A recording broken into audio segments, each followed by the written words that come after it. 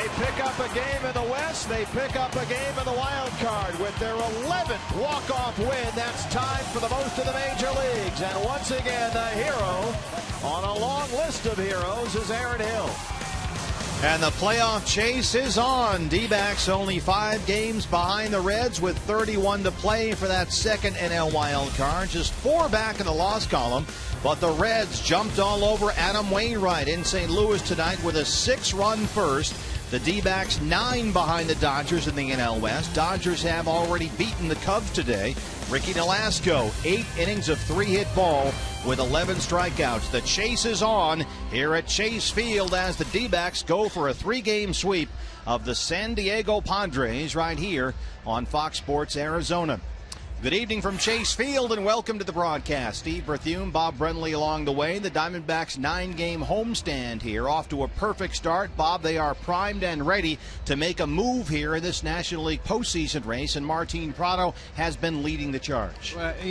No one player can take the blame for a loss. No one player can take the credit for a win, but certainly Martin Prado has been right in the middle of everything for the Diamondbacks in the month of August. Most RBIs, most hits in franchise history for the month. We still have a few days to go. It's been Prado, it's been Aaron Hill, it's been Paul Goldschmidt, but it seemed like when Martin started to heat up, the team just jumped on his shoulders and rode with him. He's run quite a wave over this month.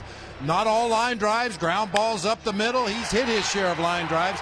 And the thing that's amazing is he's done it as he's played left field, he's played third base, he's played second base. Every day he produces. And it's contagious. Adam Eaton and Gerardo Parra on board as well. Aaron Hill has been right behind Martin Prado, and it's a good thing because Paul Goldschmidt has needed some help all season long, and Goldie getting the night off here tonight. The Diamondbacks have won 5 straight here at Chase Field. Another reason why they continue to play so well has been defense. We saw a series of spectacular plays here just last night. We have been so spoiled by the Diamondbacks defense this year. You almost take it for granted, but just about the time you do, Didi Gregorius will flash some acrobatic moves. Martin Prado with a diving stop. Paul Goldschmidt may have really helped bail out David Holmberg in that first, and the biggest play of the game, that smash down the third base line that Martin Prado dove and caught, and Didi Gregorius, maybe the play of the year. Wow. Unbelievable catch. 7 games left on this homestand. The Reds are winning. The Dodgers have already won. The Diamondbacks looking to keep pace and sweep the Padres. They'll turn to their left-handed ace, Wade Miley, on the mound. Coming up, he faces a familiar foe taking on the Padres as the D-backs go for the sweep here on Fox Sports Arizona. More after this.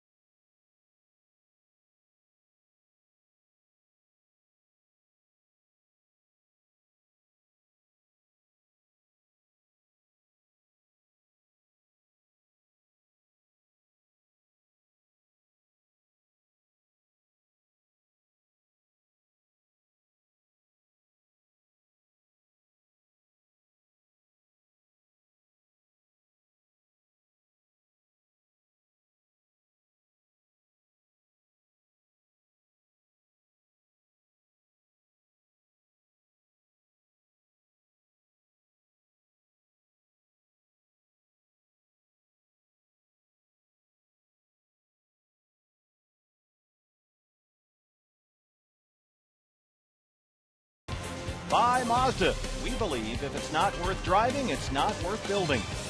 And by Lone Butte Casino, you're in for more winning moments at Lone Butte Casino.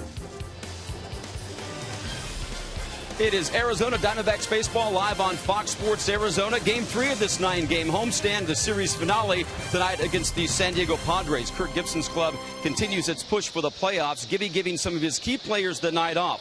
Paul Goldschmidt, Miguel Montero, and Didi Gregorius all getting a break. One familiar face back in the lineup, the veteran Willie Bloomquist. Bloomquist off the 15-day DL today. He's been out with that contusion on his left hand, and Willie said he is thrilled to be back in the lineup.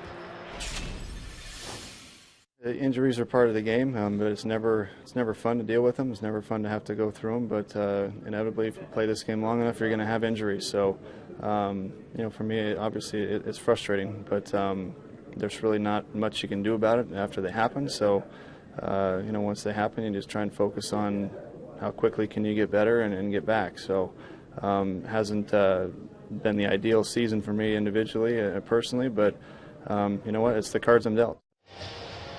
Willie with our Geico quote of the game. Great to have his energy and presence back in the lineup. Tonight, Willie and the D-backs go for the series sweep against the San Diego Padres. Stephen Bob back with a call live on Fox Sports Arizona. Next.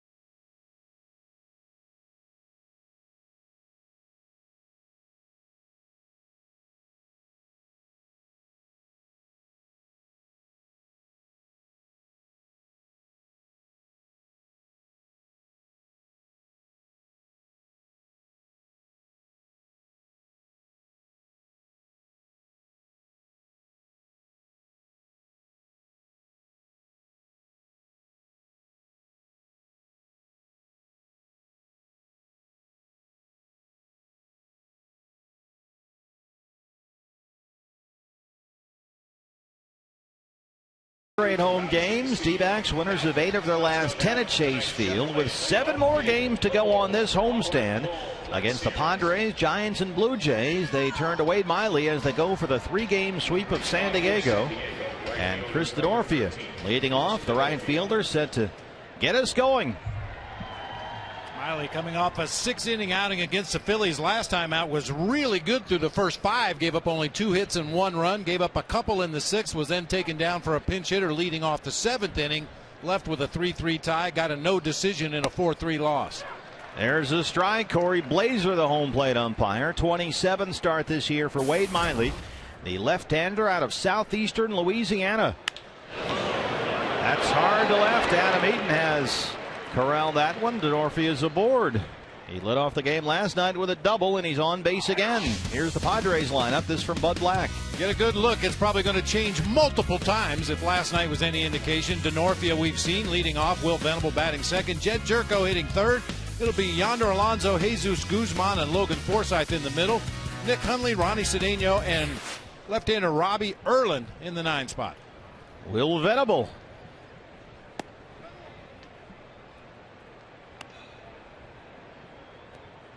One of the hottest hitters in baseball right now. 278, 19 homers. Venable on base 4 times last night. 3 singles and a walk. He was 2 for 4 Monday.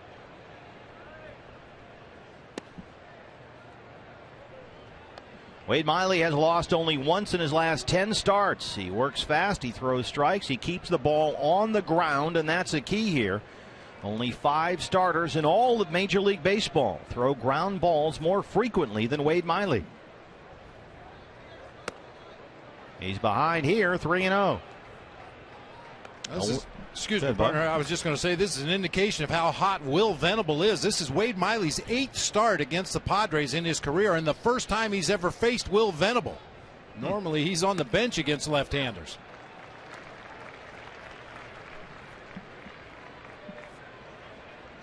He has become an offensive force here with so many injuries in the San Diego lineup. Denorfia aboard after the leadoff single. That one is down in the gap in left center field, and Denorfia will fly into third, and they'll wave him in. Venable stops at second with an RBI double, and 2 batters in. It's 1-0 San Diego. 18th double this year for Will Venable.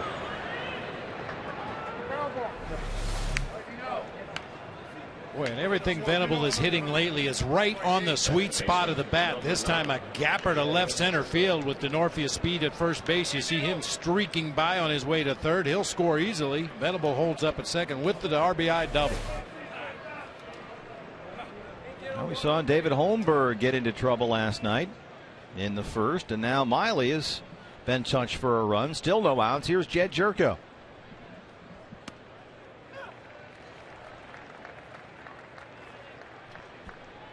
Jerko 247, 16 home runs. He had a pair of RBI singles last night.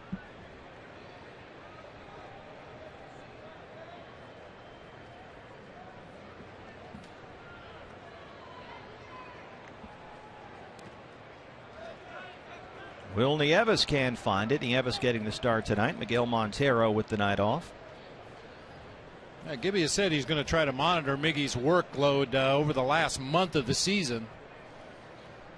I mean, Montero's been a guy that if the D-backs have a game, he's usually behind the plate. But with the lower back issues that landed him on the disabled list, going to try to be a little more careful in the last month. 1-2. And it's not like you lose much with Will back there. He's done a great job filling in for Miguel Montero while he was on the disabled list.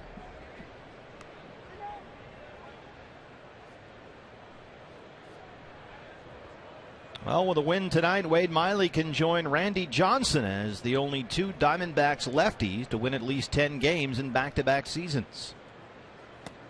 He gets the strikeout of Jerko, 1 away.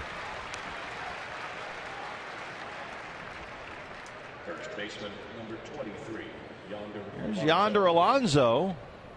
Alonso, as we talked about last night, is undergoing a significant power drought this year. This was a home run against Miley on May 3rd at Petco Park. That's into the new seating area. Would have been off the wall last year.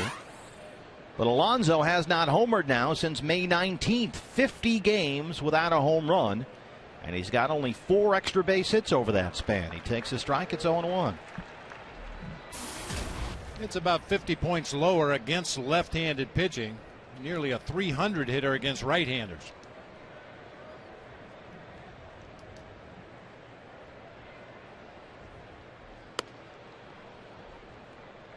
Alonso, hit by a pitch, suffered a fractured right hand at the end of May, missed 39 games. There are the platoon splits that Bob was talking about.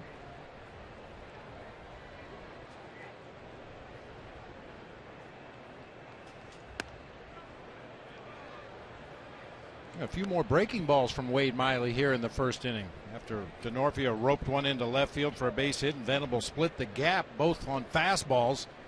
To throw more breaking pitches, especially the curveball. We haven't seen a lot of that from Wade Miley. Usually he's sinker, slider, changeup. There's the strike, 2-2. Yeah, he's only throwing the curveball barely 1% of the time this year, in fact. Maybe just show it a little bit early in the game. Try to get these Padres hitters off of his fastball a little bit. I mean, Wade comes in with the reputation, as you mentioned, pounding that sinker down in the zone, get a lot of ground balls, throws a lot of strikes. Getting ambushed, maybe? Maybe. I mean, it stands to reason. All the numbers that we have at our disposal up here in the booth, certainly Bud Black and his staff have that and more down there in the dugout. So if you think your best plan of attack against an opposing pitcher is to attack early in the count, get on that first fastball, then not surprising to see some aggressive swings here against Miley. 2-2. Bounce to second, Aaron Hill. Venable to third, 2 outs.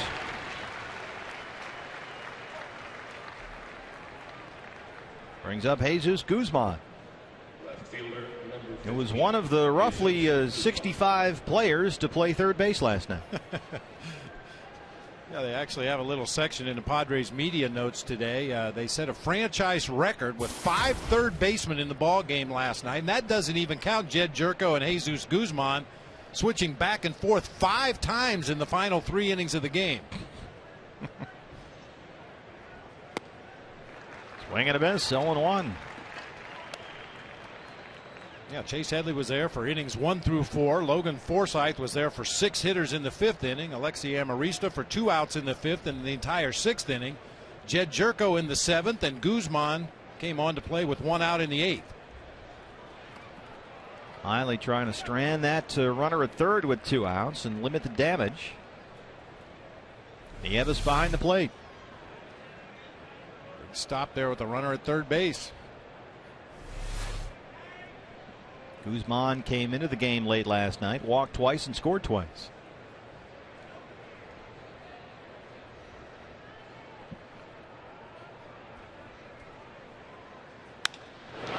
Base hit. 2-0 San Diego.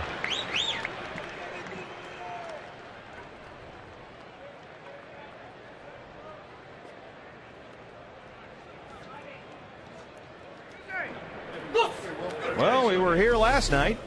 That worked out. Yeah, David Holmberg fell behind 3-0 in the first inning last night. 4 consecutive base hits and a walk. Later, a sac fly from Nick Hundley put the 3 runs on the board. And we know one thing about this D-backs team. It doesn't really matter what happens early in the game. Obviously, you'd like to put some zeros up there and make it a little easier on yourself, but they're not going anywhere.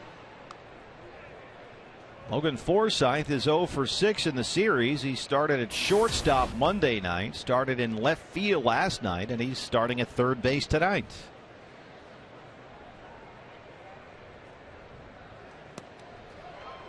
Swing and a miss. It gets behind the Nieves, and Guzman moves into scoring position.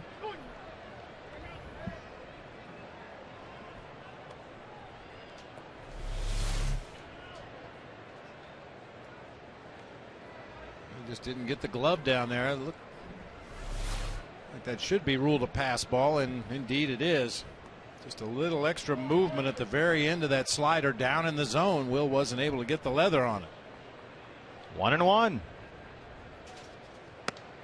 Oof. Well, he looks like a lot like Chase Headley up there with his beard, doesn't he? I heard Ian Kennedy on one of the local radio shows today talking about the fact that several of his teammates have a little red tinge in their beard. Well, that's why they had to go get him. It's a thing. 1-2. Center field, A.J. Pollock. It drops in front. They wave Guzman. Here's the throw. And he is out at the plate.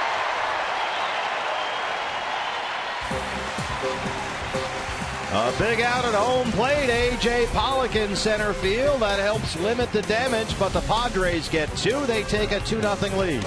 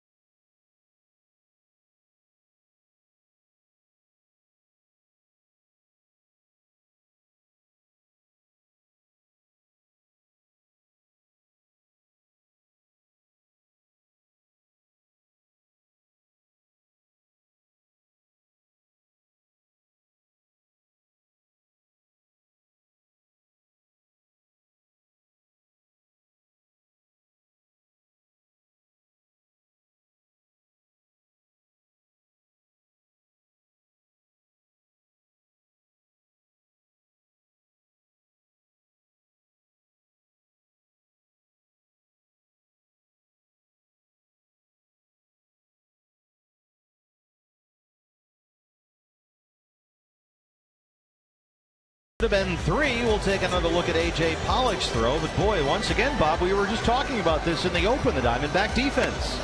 Seems like they do something every night. Sometimes it's making all the routine plays on a given night. On other nights, it's making fantastic plays. A.J. Pollock plays that on a short hop. Perfect throw on one hop to Will Nieves, who has the plate blocked. Taking another run off the board right there. Big third out of the inning. And A.J. will lead it off. How many times have you seen it? His 36th start in the leadoff spot this year. He scored 25 runs leading off. And there's a ball from the left-hander, Robbie Erlin, just his 5th Major League start, 22 years old. He's taking the rotation spot of Edinson Volquez, who was released after clearing waivers and reportedly has just been picked up by the Dodgers. Erlin has been up and down with the Padres for the minors all year. This is his 4th stint in the big leagues. 1-2 with an ERA over 7.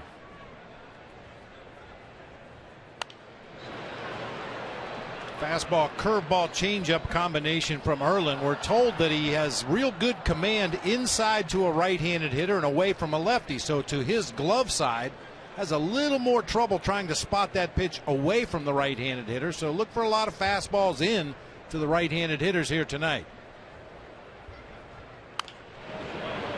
Robbie Erlin has been knocked around pretty hard in his last 2 starts. He lasted only 3 2/3 at Boston. That was July 2nd. Then allowed 9 runs all earned in 4 innings at Nats Park in Washington.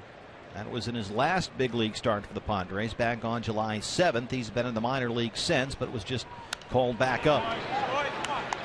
Bud Black said about Erlin, it's time for Robbie to get another start, and we'll see where we go from there. But we got to see what guys can do at this level. And Bud Black says it's time for Robbie to make a statement as a major league pitcher.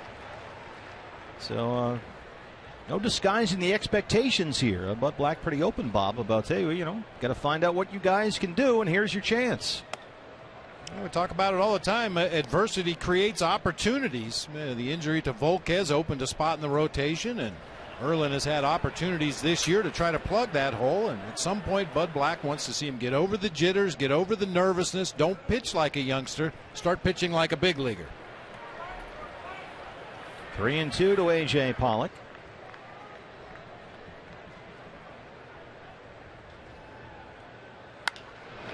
Popped him up first base side. Alonzo Jerko in shallow right. And Jed Jerko has it for the first out. New look to the lineup. Somewhat different, I should say, for Kirk Gibson. A day off for Goldie. Hold the presses. Had to actually change the graphic on our 3-hitter. That's the first time that's happened in a long time. Pollock, Eaton, Prado at the top. Chavez, Hill, Bloomquist in the middle. Good to see Willie back with the ball club. Parra, Nieves, and Miley round out the bottom of the order for the D-backs tonight. Figure with the day off tomorrow, just give him the twofer here. I'm sure that's the game plan, but if there's a situation later in the ball game where you need Goldie's bat, I don't think Gibby will hesitate to use him as a pinch hitter. Probably not the worst day ever to do it. You're facing a kid making his 5th big league start. He struggled a little bit. You've got Chavez you can play over there. You got the day off tomorrow. I guess all the makings right there to get him one of those rare off days. So Shabby will play first, and Adam Eaton steps in with 1 out, 1-1. That one is driven to left. Guzman tracks it down in the gap. Defensively, here's the Padres, but this will probably change by the end of this inning. For now, we've got Guzman in left, Venable in center, DeNorfia in right. Forsythe and Cedeno make up the defense on the left side of the infield. Jerko and Alonzo on the right side. U of A product, Nick Hundley behind the plate once again for left-hander Robbie Erlin. Not only did they use 5 different third basemen, 7 Padres played multiple positions in the ball game last night. Martin Prado.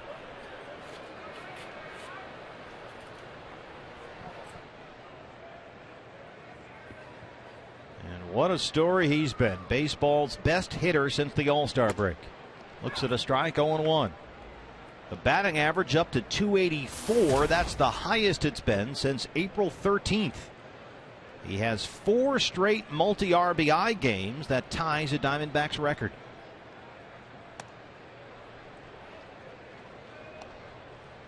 And as you might expect, as locked in as Martin Prado is, he's been raking left-handed pitching recently. 12 of his last 29. 9 of those 12 hits have gone for extra bases.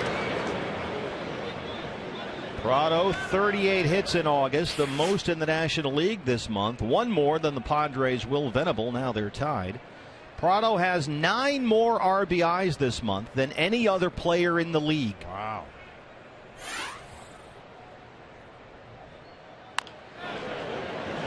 Bounced up the third base line. That's foul. So now Venable, with that RBI double in the first, has tied Prado for the league lead. And what a difference it's been.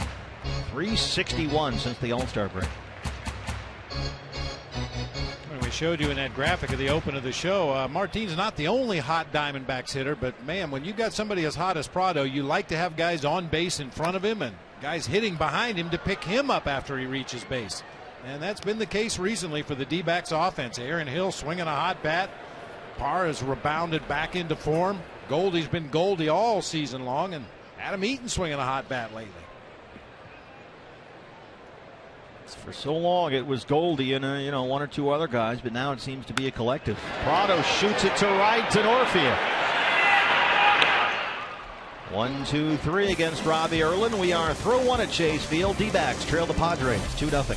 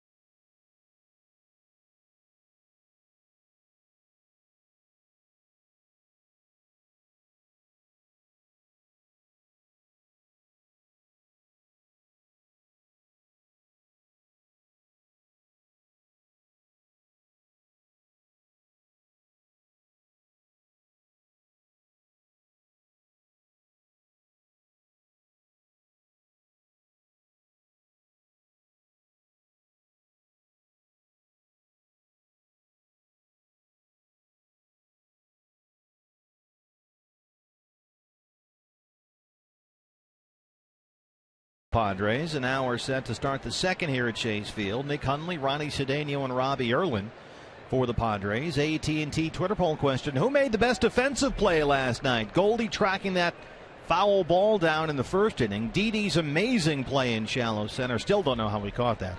And Martin Prado at third, just snaring that rocket down the line. That's a tough call. I think if you just take the play on its own merit and take away the base runners, as there's another base hit lofted into right field. Hundley on to start the second inning. Take away the game situation and everything. I think Didi's by far was the best play, but Paul Goldschmidt's helped bail David Holmberg out of a tough first inning, and Martin Prado saved at least 2 runs with his diving stop down there at third. Pretty tough to top that, though. Oh, my. The athleticism is just out of this world. And for context, Goldie's catch was big because it was that first out that David Holmberg you just kind of felt really needed there in the ball game after that rough start. Up the middle. Aaron Hill knocks it down, and everybody's safe. Cedeno's aboard. And just like the first 2 have reached in the second. Which you would assume sets up a sacrifice bunt attempt by Robbie Erlin here. Ground ball right back up the middle. Nice stop by Aaron Hill to keep that ball out of center field. Just didn't have enough time to shovel on to Bloomquist for the out at second base. 36 hits against Wade Miley here through 1+.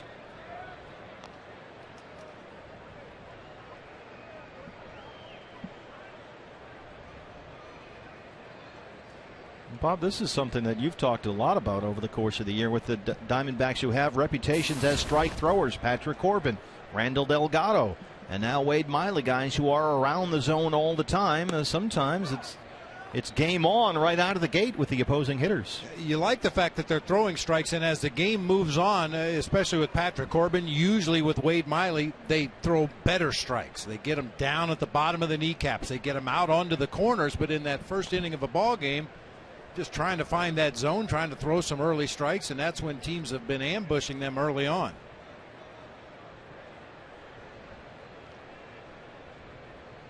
Erlen 0 for 6 as a big league hitter. He has struck out 3 times. Here come the corners.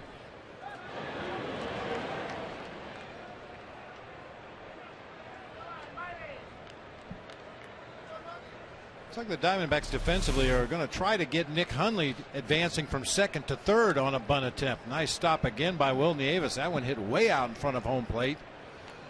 I mean, basically, Aaron Hill is just holding on Nick Hundley at second base like a first baseman would. Standing right next to the bag. Wade Miley's giving him a real good look back there. That shortens up Nick Hundley's lead. And then you run the wheel play and try to get the force play at third base. Hundley at second, Cedeno at first.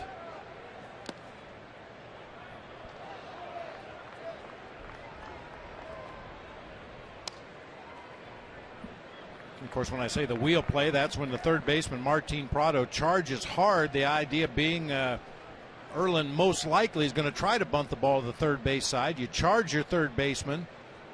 Willie Bloomquist breaks from shortstop to cover third base, and you try to get that lead runner. Of course, it can change from pitch to pitch depending on what Kurt Gibson thinks Bud Black is likely to do with his pitcher at the plate. Misses there, 2-2. Nieves able to hang on. 30 pitches now for Miley. And that time the wheel play was off. That time Willie Bloomquist broke to second base as Aaron Hill was breaking to first base. Diamondbacks just looking to get an out on that particular play. The personnel on the bases and at the plate will tell you which bunt play is most likely to be effective. You have slow runners on the bases, you try to get the lead runner. That's a ball, and it's full, 3-2.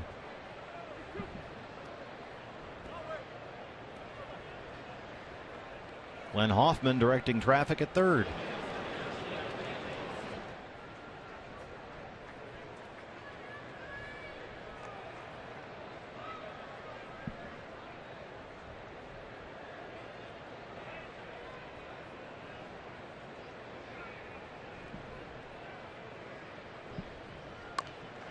He gets it down in front of the plate. Nieves to third, and they get the force on Hundley.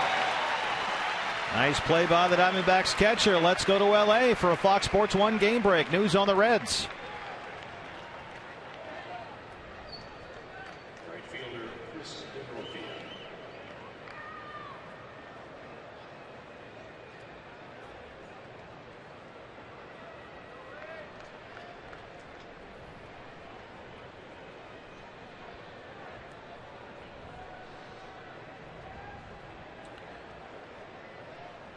Wow, the Reds go to St. Louis and jump all over Adam Wainwright for 6 in the first.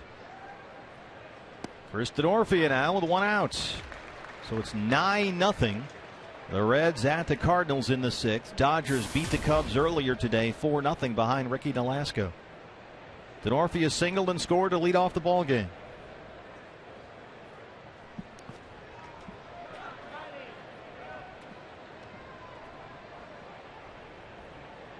Boy, Will Nieves has already had a workout back there. So it's an even 9 in the division, and it's 5-4 in the loss column for the wild card.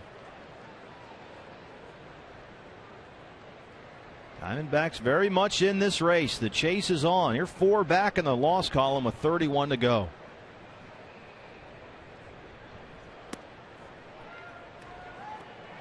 Two and 1.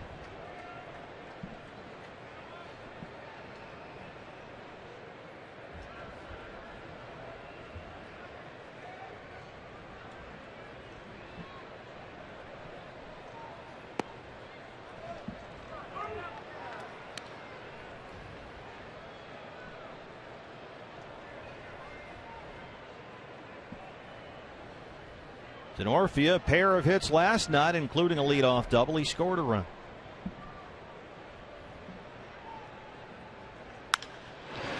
To right, Parra. And he almost doubles off Cedeno at second.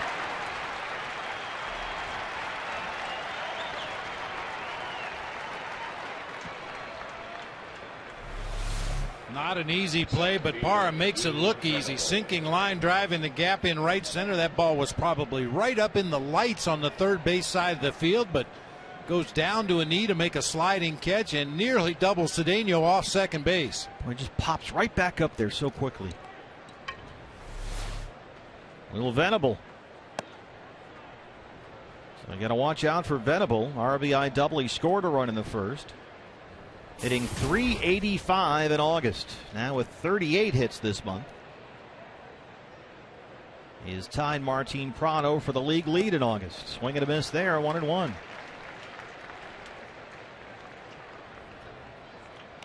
Venable on base 4 times last night, 3 singles and a walk, 2 for 4 on Monday. And he's hitting lefties. He's hitting everything. Cedeno on second, Erlin on first.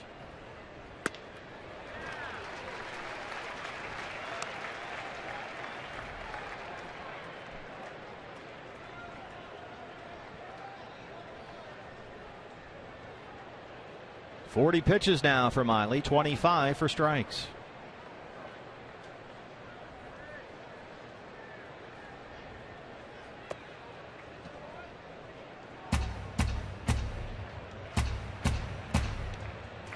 Bullpen is gassed. We saw that last night. Everybody that came in here just looked exhausted and vulnerable, and so Miley's already having pitch count issues here with the 2 outs in the second.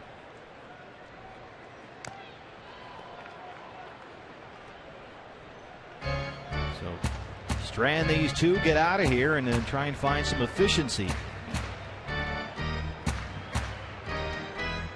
Josh Coleman worked 3 1/3 last night, gave up only 1 hit.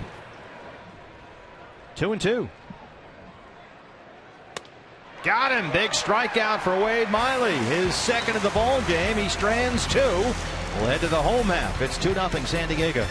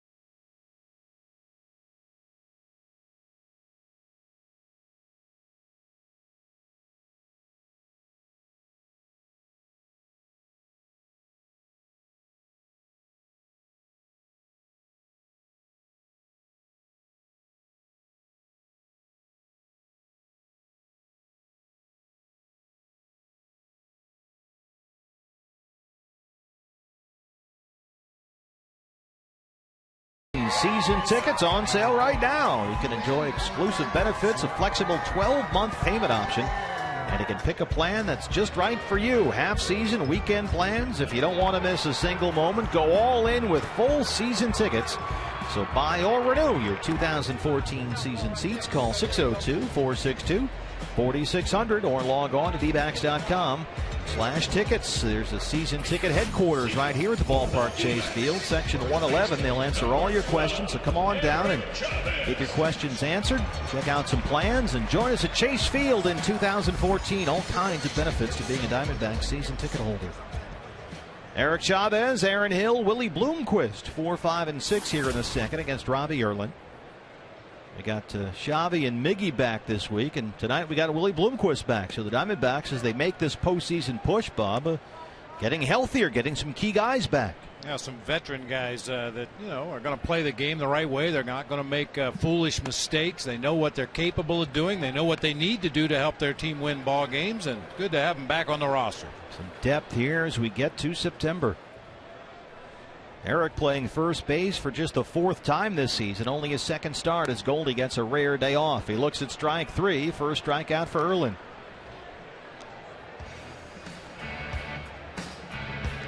Second baseman, number 2. Mentioned Goldie's terrific defensive play. Part of our AT&T Twitter poll question. This from last night when David Holmberg really just needed an out. And boy, did he get it. A long run, nice adjustment right at the end of the play to snare that ball, and then quickly turned around and fired it back to the infield to hold the runner at third base. Big first out of the game. Boy, he look at how fidgety he is too. He didn't like any part of this. No. Aaron Hill, 1-0. Sources tell us that Kirk Gibson told Goldie is stay away, put your feet up. Don't hit, don't work out, rest. He did not look happy. Not so sure that word is in his vocabulary.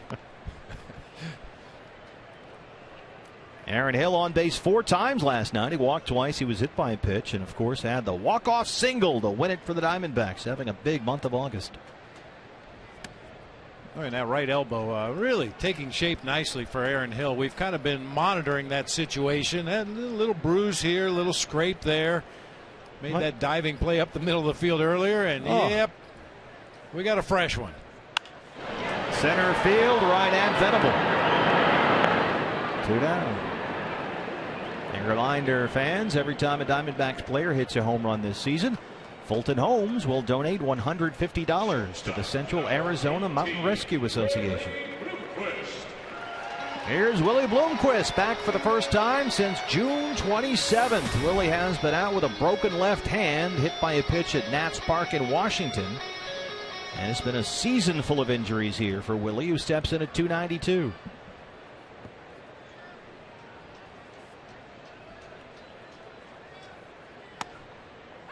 Willie has really been plagued by injuries over the course of the last calendar year. He missed 37 of the final 40 games last year with a lower back strain. Then this spring strained an oblique, opened up the season on the DL and missed the first 54 games. Didn't make his debut this season until June 1st. And injuries have kept him out for all of April, May, and July, almost all of August. But he's back and starting at shortstop tonight. And there it is! Welcome back, Willie Bloomquist. First hit for the Diamondbacks. Look, Martin Prado wants the ball.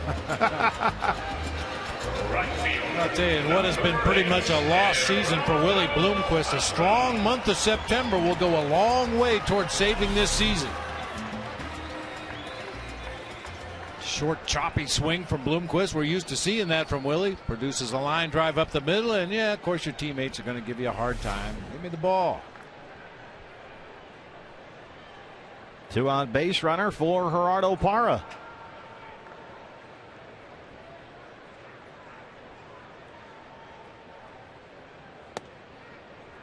One and 0. Parra, 274 and 10 homers. He had the big 3-run jack last night that tied the ball game.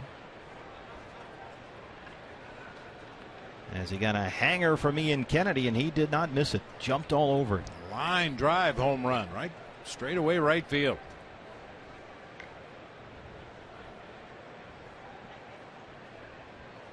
There goes Bloomquist. Here's the throw from Hundley.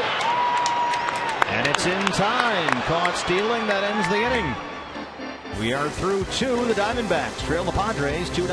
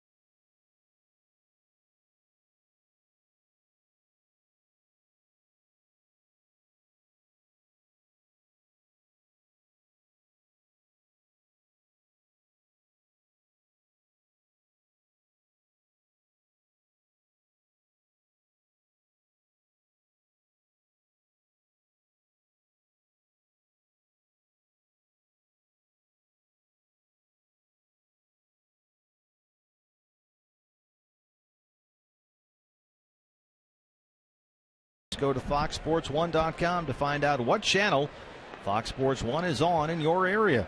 Set for the third inning here. Padres lead the Diamondbacks 2-0. Jed Jerko, Yonder Alonso, and Jesus Guzman 3, 4, and 5 against Wade Miley, who so far has given up 6 hits. Padres have been up there swinging, attacking. They had 4 hits and 2 runs in the first, 2 more hits in the second. Jerko struck out his first time up, 0 for 1. Drives that one to center, right at A.J. Pollock. And it's allowed out number 1 here in the third.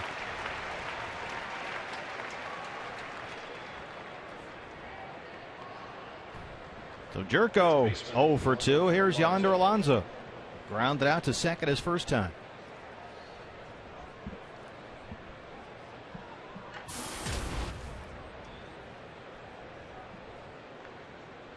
Bob, it's hard to believe, as much as I know that you like Yonder Alonso, that 50 games now without a home run, only 4 extra base hits over that span. It's hard to think that it's not somehow related to that broken right hand. Absolutely. I've talked about it repeatedly over the years. Those hand and wrist injuries, tough to come back from, always take longer than you anticipate. And if you're a power hitter, the power usually takes a little bit longer to come back as well. I'll tell you what, though, based on what I've seen from Yonder Alonso in the early part of his career, he'll figure it out and he will be back. This kid can really swing the bat. First round pick in the 2008 draft by the Reds, the 7th player selected overall out of the U in Miami. He's here as part of the Matt Latos team. On the ground, Eric Chavez playing first for Goldie. Flips to Miley, 2 down. Mentioned it's a rare night off for Paul Goldschmidt tonight. It snaps a streak of 47 straight starts at first base. More than 447 innings played during that span. And Goldie entered today leading the major leagues in innings played at first base, just ahead of Joey Votto. So certainly a well-deserved night off, especially with a day off tomorrow. And hopefully that'll go a long way to refreshing those legs. I'd have to ask Kirk Gibson. I'd be interested to see how he phrased it. I doubt if he said you're going to have a day off. He probably said you're not starting, but be ready for later in the ball game. What a great weapon to have off the bench. After a rough first and second, Wade Miley trying to work his way through a 1-2-3 third here. He's 1-1 on Guzman, who had an RBI single his first time.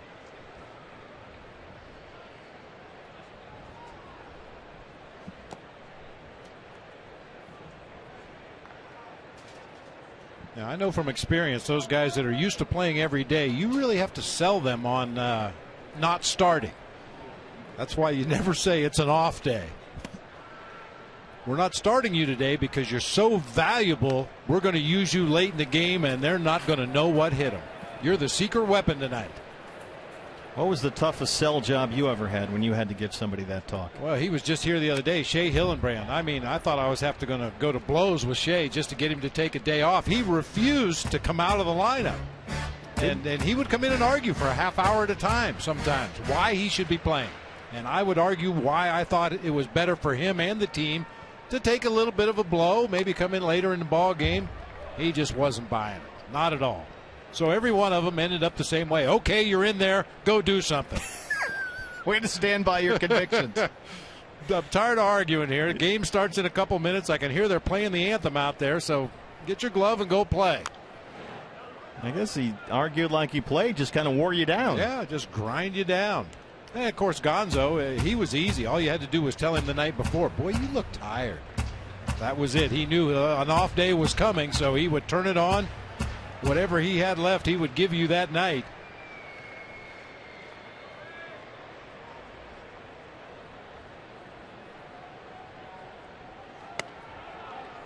Two out walk to Guzman. There goes the 1-2-3 inning, and Logan Forsythe will hit. First walk issued by Wade Miley.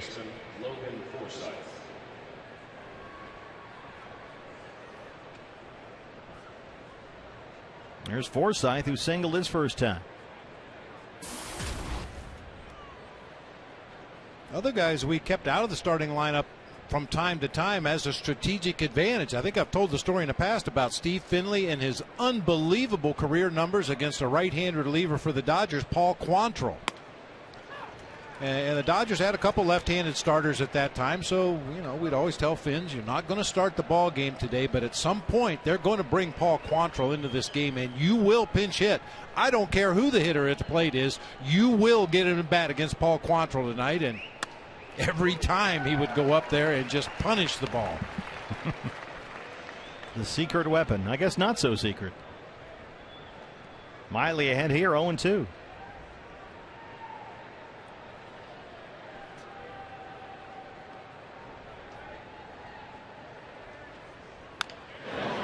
Bounce to third, Martin Prado. And they strand the 2-out walk. We'll head to the home half of the third as we look ahead to Alumni Weekend and CenturyLink. Your link to what's next coming up in the booth. Russ Ortiz, former Diamondbacks great, joins us when we come back.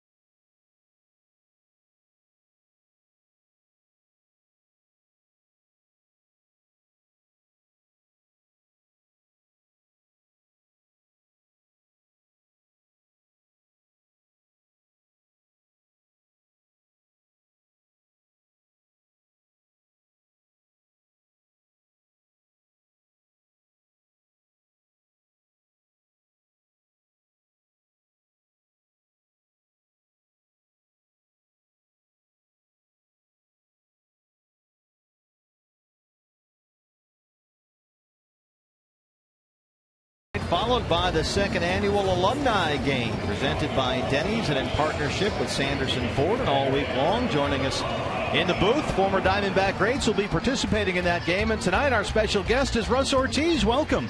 Thank you. Thank you. It's good to have you. We pulled you off the golf course for this one. Yeah, I came straight from there. I'm still. It was hot out there today. Yeah. How are things going for you? What are you up to these days? I know you're working with some kids, right? I am the athletic director for Faith Christian School, which is the school our two oldest girls go to. A small little private school, Christian school in East Mesa. So I'm the athletic director there, just trying to change the culture of sports there at the school. So that's a great time, and we get to, hopefully impact kids and just show them how great sports is. For just learn things in life, life skills and stuff like that. So we're doing that, and then also started a golf brand called Second Guy Golf, and we give all our proceeds to charity. All of them? Yeah, all of them. Wow, so, good for you. I wanted to do something that I enjoyed, and I love golf, and I've always gotten involved in communities the years that I played, and so this idea came up and just went for it, and I said I wanted to do something that really was going to be able to help people, and the best thing I can think of was to just take all of our proceeds and give them away and see how many people we can help. And so it's been a lot of fun doing that. Well, that's great. So many baseball players, it seems, gravitate toward golf. You've got that competitive nature, that competitive edge, and you have to find an outlet, and I assume golf is it for you. Yeah, definitely. It's really hard. And it definitely is a challenge, and I love it. That's part of why I love it. And then plus, just with the whole mechanics of golf and pitching, they really do go together, and it's one of those games where you can never perfect, just like baseball, and it gets my competitive juices going, I'm starting to do more tournaments and qualifiers and stuff like that, you know, and that's even a whole nother level that brings excitement to the game. Oh, well, I know you've lived in the area a long time. How, from your standpoint, watching this ball club and having played for the Diamondbacks, how have the Diamondbacks evolved here in the Valley in the time that you've been watching and playing for them? Well, I think that one of the biggest things is that what they've done from top to bottom with the people and the executives in the front office and everybody, they've spread out the Diamondbacks so far around the Phoenix area and even further beyond that, to where everybody pays attention. There's people that have lived here for just a few years or all their life, and I talked to so many people said that I'm a diehard D-backs fan, and so they're everywhere, and I think the organization's done a great job of marketing the team, and obviously they have very, very good talented players, and they're a fun team to watch, and I think the people that come and watch the games know that they're very competitive, and it's a great ballpark to play in, and Phoenix is a great city. Saw Corey Blazer, the plate umpire, get the worst of that one, but he appears to be okay as Nick Hundley takes a visit and gives him a moment. Now, how's the arm? Because this is a biggie on Saturday for you. It feels good. I'll let you know on Sunday how it is, but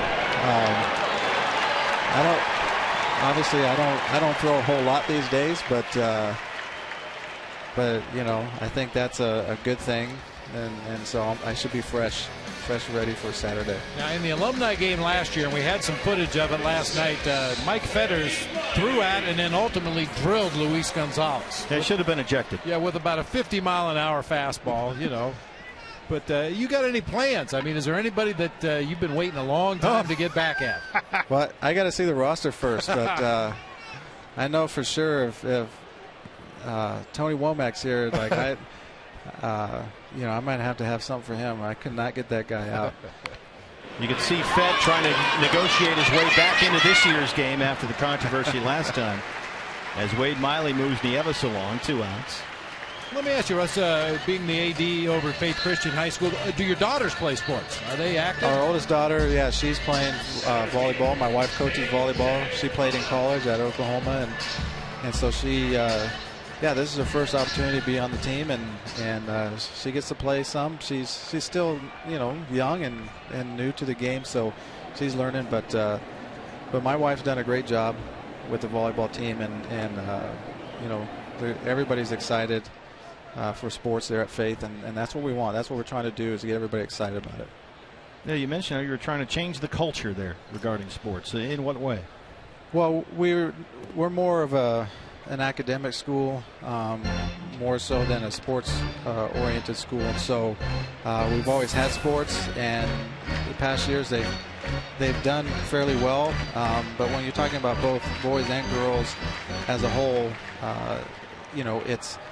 we've had droughts, and so all the years that we've been there, there's been a drought of successful teams, and so it's just changing the culture to where we have the mission that I put is the word faith, where faith is the first thing: accountability, integrity, teamwork, and heart. And so those are the things that we're just trying to infuse into the sports at Faith, to get them to understand that it takes a lot of hard work. You have to be accountable for your actions. You have to be responsible for what you're the position that you're put in, and you have to understand you're a part of a team. This is not an individual thing. You're a part of a team, and so just getting all of them to understand what that means, and just to go after it with everything they got, and we kind of just, I tell them, I promise you'll see improvement, and that's just coming from everything I've learned playing the great game of baseball. A.J. Pollock draws a 2-out walk. Now the Diamondbacks have something going here. First and second, 2 outs for Adam Eaton. First walk issued tonight by Robbie Irwin. Yeah, the reason I ask if your daughters were athletes, obviously you pitched and played some of the biggest venues in front of 50 or 60,000 people, but is there anything quite like watching your kids compete? No, I mean, when she's been out there, I mean, I do the scorebook, so I can't really jump and shout. But she did a couple cool things yesterday's game, and I wanted to jump out of my seat. And yeah, I mean, even when our other daughter played 6-year-old soccer and she did well, it's just, it was the same thing. It's just, you're just the proudest dad in the world at that moment. Adam Eaton, Yevis on second, Pollock on first, 2 outs. Don't forget, fans, Saturday, throwback night. Diamondbacks will be wearing the old colors, and then the second annual alumni game in partnership with Denny's and Sanderson Ford. And the alumni game is free. There's the purple, but you have to have a ticket to the Giants game in what will be a big weekend here at Chase Field. Now, Rusty, you ever get out to D-backs games at all? You watch on TV, or how close are you watching things? Well, right now, just because being the AD and our fall season starting, it's been a few weeks since I paid attention. But as soon as I retired, I got the baseball package, and so I try to watch as many games as I can. And I've been out here probably about 10 times to watch games. Yeah, and I really enjoy it. Hopper, and that's the inning. Eaton almost beats it out, but they strand 2. Russ Ortiz, we'll see you on Saturday. Thanks for joining us, man. Appreciate it, guys. Thanks.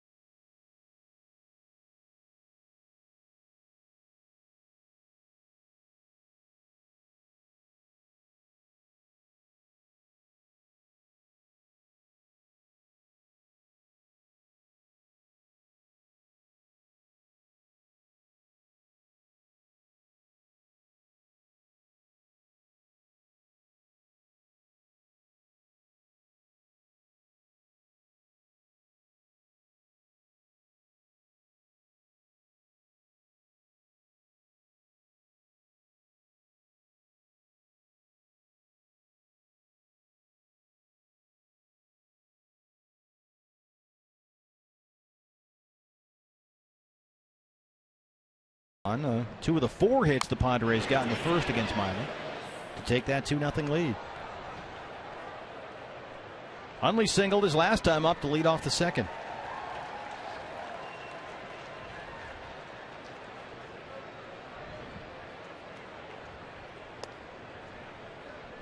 You saw in the first 2 pitches here to Nick Hundley.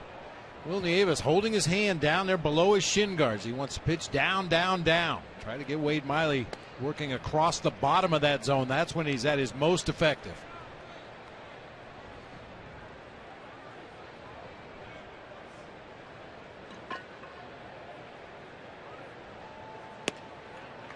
Two and two.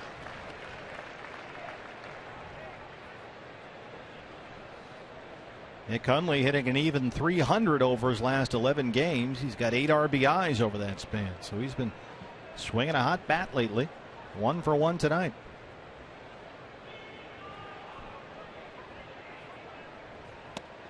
There's the strikeout. That's the 3rd for Miley. 1 away in the 4th.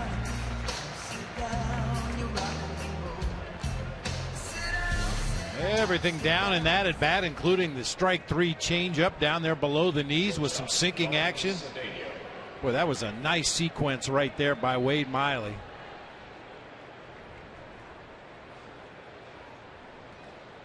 Good dead fastball hitter, a guy that wants to pull the ball out in front of that straight changeup. Shortstop Ronnie Cedeno singled his first time. Cedeno, a pair of big hits late last night's game, had a 2-run double off Chaz Rowe in the 8th. Then an RBI single against Brad Ziegler in the 9th. And Bob, just in watching that game last night, as Terry McGowan pounces on that one down the left field line, you could tell last night the bullpen looked kind of gassed. Been a lot of innings, and Kirk Gibson said that. You could sort of see the wear and tear.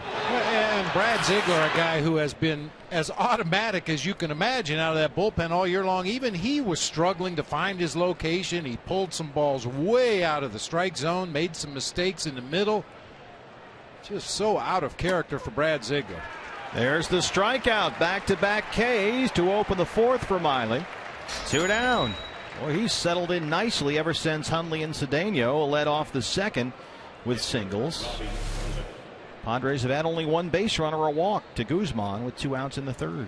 And another guy out of the bullpen last night who has been about as steady as anybody, Will Harris. Very shocking to see him struggle in the ball game last night. Pitched 2/3 of an inning, gave up a couple of hits. He did strike out a batter, but he was laboring as well just to find that strike zone. By the way, we should point out it's Will Harris's birthday today. Yeah. He's 29, and our rather unreliable staff did some research. He shares a birthday with a couple of former Yankee greats, Ron Guidry and Lou Piniella. Also, Leo Tolstoy and Honey Boo Boo. It's quite a foursome. Well, yeah. So happy birthday to Will Harris, who's 29 today.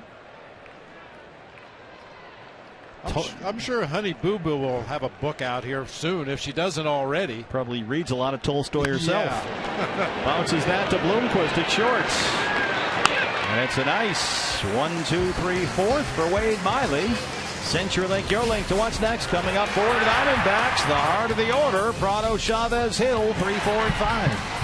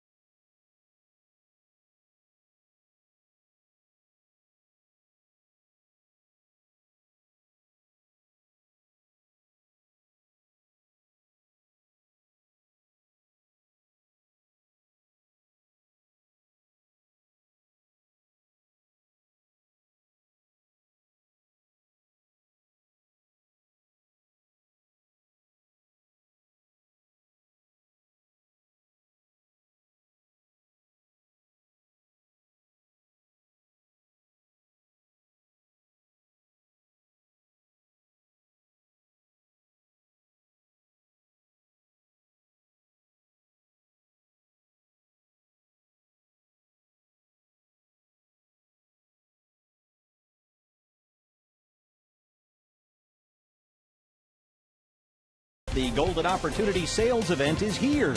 And by Fulton Homes. You're proud to own, we're proud to build. Chase Field in downtown Phoenix. Diamondbacks looking to get the offense going here against 22-year-old left-hander Robbie Erlin, making just his 5th major league start. He got staked to a quick 2-0 lead in the first.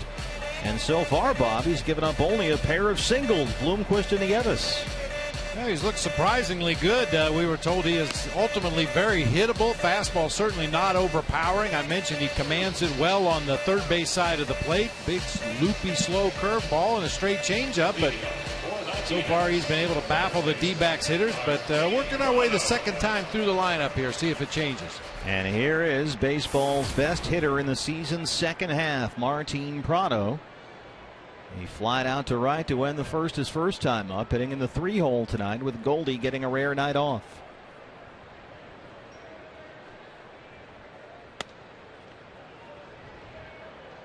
Prado leads the major leagues in RBI since the All-Star break. He is second in the majors in hits since the All-Star game. 53 hits in 35 games, only one behind the Tigers' Victor Martinez for the major league lead since the break. But Martinez has played in 2 more games. And oh, by the way, he can play some D. That saved at least a couple of runs. That ball was ticketed for the left field corner with the bases loaded. Base hit. It gets by Cedeno. Leadoff man on for the D-backs in the 4th. Boy, he is unbelievable. Well, that breaks the tie for the month of August in D-backs franchise history. He was tied with Gonzo back in '99 and Orlando Hudson in 2006 with his 38 August hits. Now 39. Stands alone. And now leads the National League. Breaks the tie with Will Venable for hits in August. Here's Chavez, who struck out looking his first time. Gonzo always works his way into the show somehow.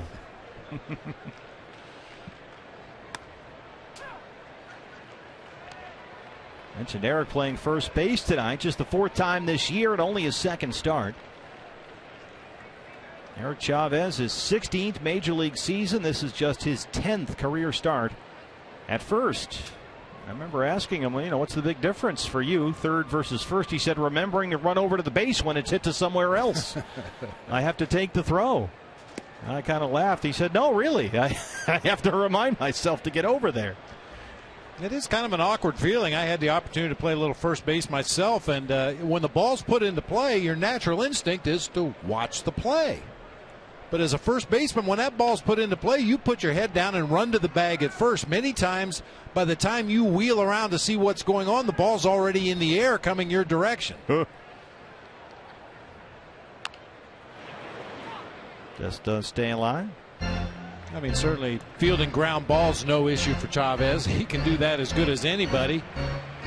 Covering the bag, would seem like a relatively simple thing, but I think most guys who aren't experienced at first base, it's the bunt plays that get you. Ooh. Different responsibilities. Sometimes you're charging hard. Other times you're charging cautiously.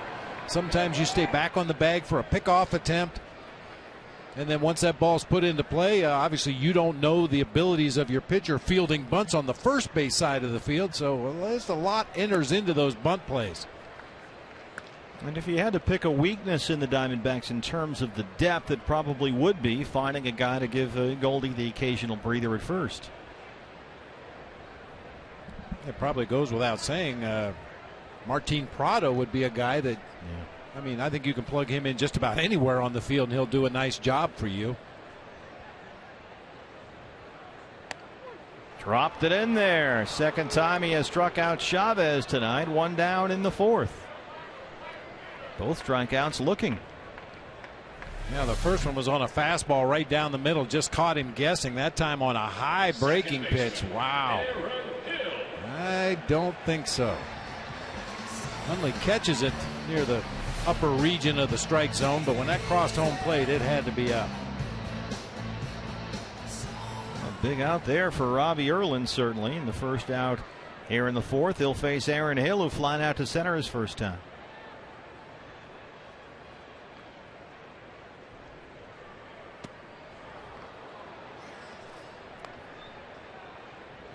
One of the few changeups we've seen from Erlin in the early going here. That one perfectly located at the knees on the outside corner to get the swinging strike. Robbie Erlin from Scotts Valley High School in California. He was a third-round pick by the Rangers in the '09 draft. San Diego picked him up in a trade at the deadline 2 years ago for Mike Adams, the reliever. Aaron Hill drives that one to left. Guzman tracks it down in the corner. And Prado, who was standing on second, has to hustle and get back to the bag at first.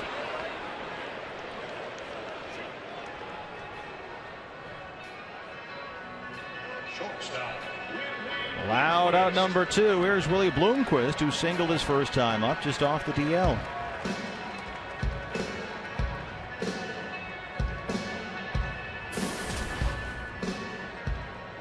Willie playing for the first time since June 27th. He's been out since he was hit by a pitch in Washington, D.C., broken left hand.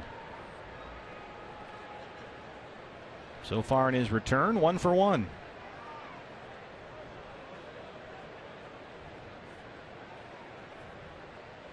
I remember, Bob, when Willie first came back from the oblique after missing the first 54 games, you couldn't get him out. No, he was red hot. Was it Wrigley Field, I think, we started up there on that road trip. Was it 2-3 hits a game? It was crazy.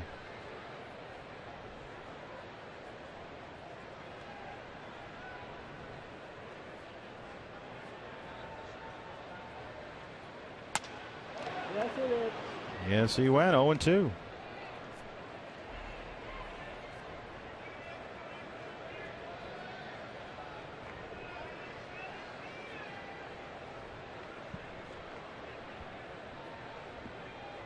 Coming back off the DL earlier this year, back June 1st to the 5th, he was 11 for 18 and scored 6 runs over that period of time.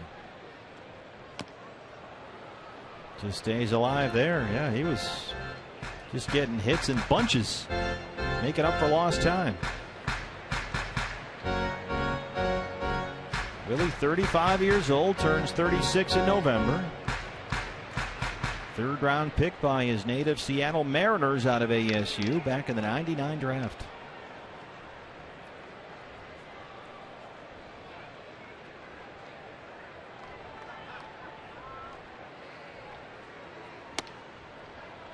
One and two. Going to be a Sun Devil Hall of Famer. It's a pretty good Hall of Fame. Yeah. No kidding.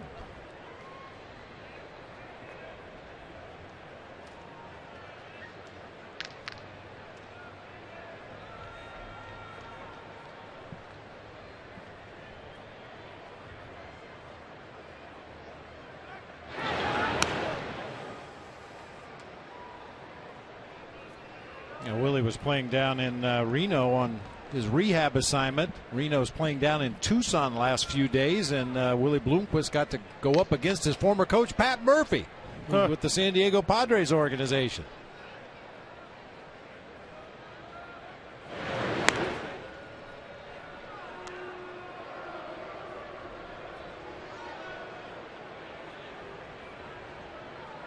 With the off day tomorrow, we would encourage D-backs fans, if you want to get a baseball fix, since there's no game at the major league level, shoot on down to Tucson. Catch the Reno Aces playing down there tomorrow night. About to finish up their season. Yeah. Willie Bloomquist is 2 for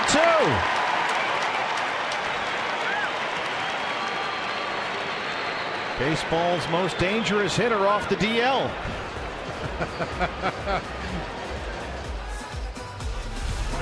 A lot of reasons we're glad that Willie is back. I know Kirk Gibson is glad to have Willie Bloomquist back, but I like to hear his walk-up music. Little Guns N' Roses, Paradise City. At least I recognize that one. 2 on, 2 out. Here's Gerardo Parra, grounded out his first time. Parra on base 3 times last night. 2 for 4, a career high 5 RBIs. He's hit in 3 straight.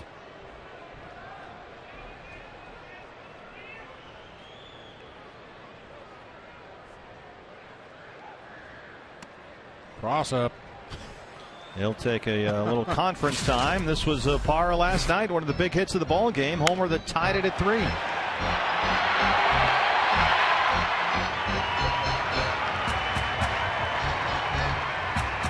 Boy, it's been so much fun to watch Gerardo Parra after some brief struggles there for a while. His body was physically beaten up. I think mentally he was beaten down a little bit, but he started working his way back, hitting the ball to the opposite field. Line drive singles through the hole at third and short. Line drives into the gap in left center. Line drives into center, and last night turned one around to right field.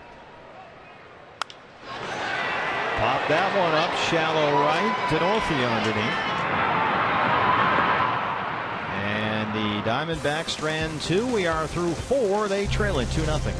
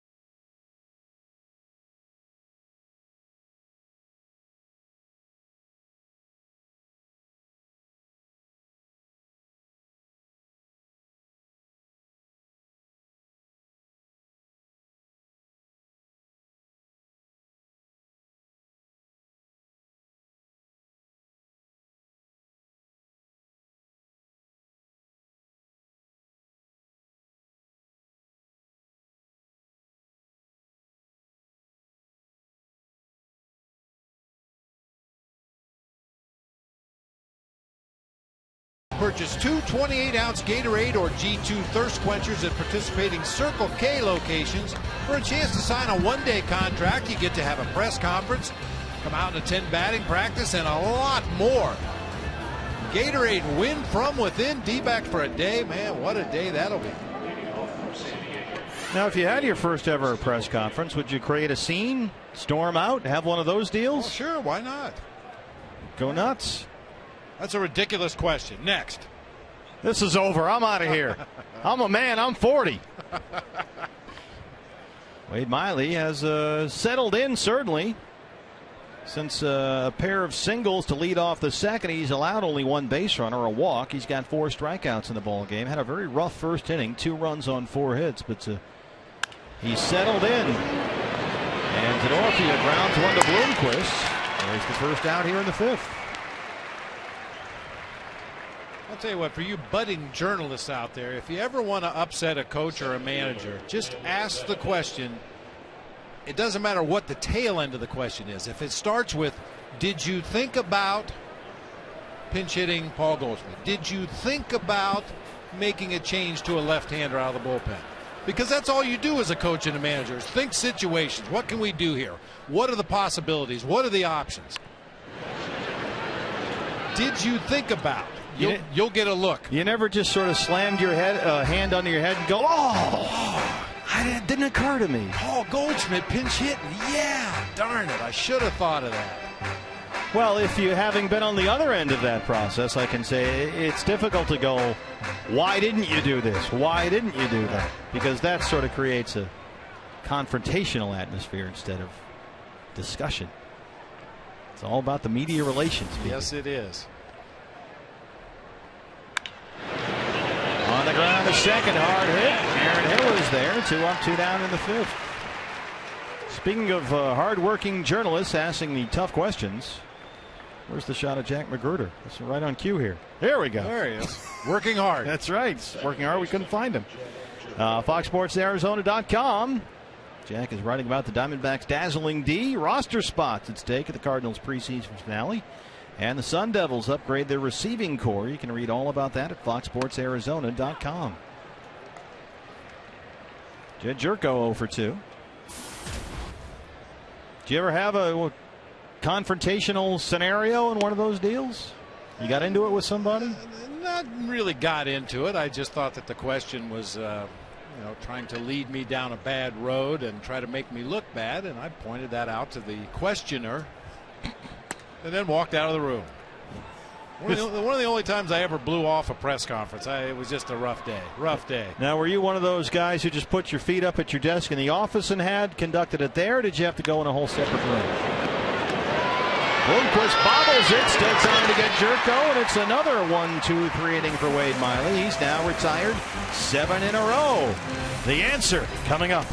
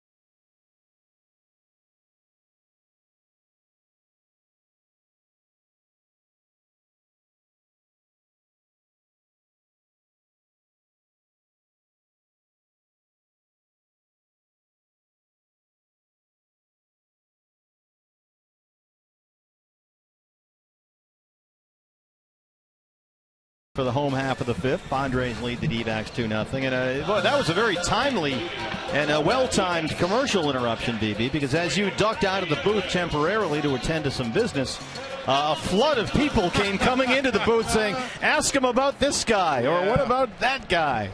Talking about your relationship with the media. Yeah, I mean, basically, it was very cordial. I tried to, I understood that they had a job to do. They were the conduit between the team and the fans, and that's a very important part of the whole deal. But like I said, I just thought that this one particular writer was trying to paint me in a bad light, and ultimately did on several occasions. And I just didn't like it that one particular day, and walked out of the room and gave him a salute as I was leaving, and then he got after me big time. I'm told there was another incident with a national television personality from a somewhat familiar network. Yes. Everybody has their moments. Yeah, I've almost gotten that one out of my system. Another 10 or 12 years, and I won't think about it at all. Now, there's a couple famous ones. There's of course Hal McRae when he was managing the Royals, just cleaning out his desk in front of everybody, throwing things. And I'm sure, having spent so much time in Chicago, you heard the now legendary Lee Elia rant. Absolutely. Google that one. That's entertaining. The Evans pops that one up to center. Venables underneath, and that's the first down here in the home half of the fifth. Just make sure the kids aren't in the room when you do Google. Lee Elia, making a reference to Cub fans who had some free time during the day to attend Cub games. Well, as far as where did we hold our, and you have two a day. You have one before the game, and then you have another one after the game. The one after the game was always held in the interview room so the cameras could get set up and all the appropriate wiring and everything that was necessary to get it on the air. But the one pregame, sometimes it would be up in the office. More often than not, I like to do it on the field, either in the dugout or sometimes in the stands. Just always felt a little more comfortable doing it out here actually on the field. Where there were to play. witnesses? Yeah. Yeah. It's a good way to put it. Yeah.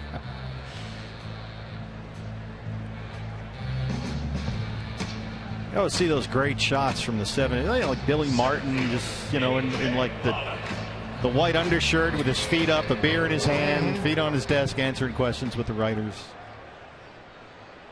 A.J. Pollock walked his last time up. After wins.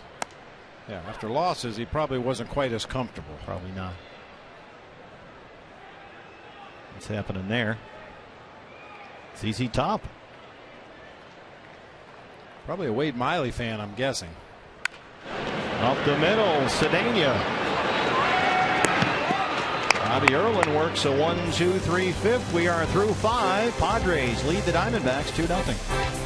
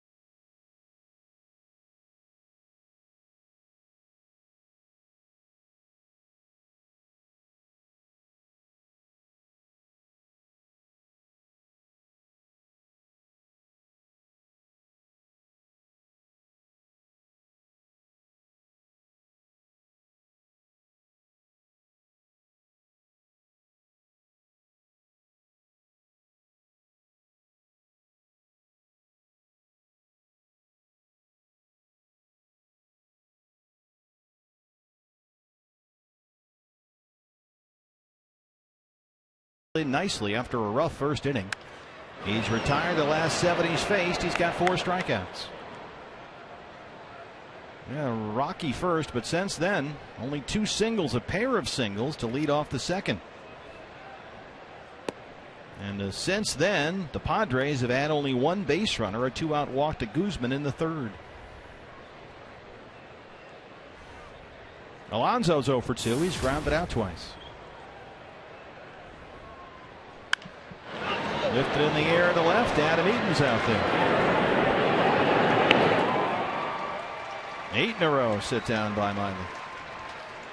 Hey fans, make sure to be here this weekend for the big series against the Giants. A lot going on. Friday is college night. Students get a ticket for only $5. And we mentioned Saturday. That's a biggie. Throwback night. Diamondbacks will be wearing the old colors. And then the 2nd annual alumni game. That's presented by Denny's and in partnership with Sanderson Ford. Then Sunday, the D-backs and Miller Lite host a post-game concert featuring Roger Clyne and the Peacemakers. So this is the weekend to be here at Chase Field. You can get tickets at 602-462-4600 or log on to dbacks.com/tickets. And while you're here, ask about season tickets for 2014, Section 111. Season ticket headquarters. They'll answer all your questions. Pick a plan that's right for you. Guzman has been on base twice tonight. This guy's been on base the whole series. He had an RBI single in the 1st. He walked in the 3rd. Last night he walked twice and scored twice. And he's on base again. 1-out single for Guzman.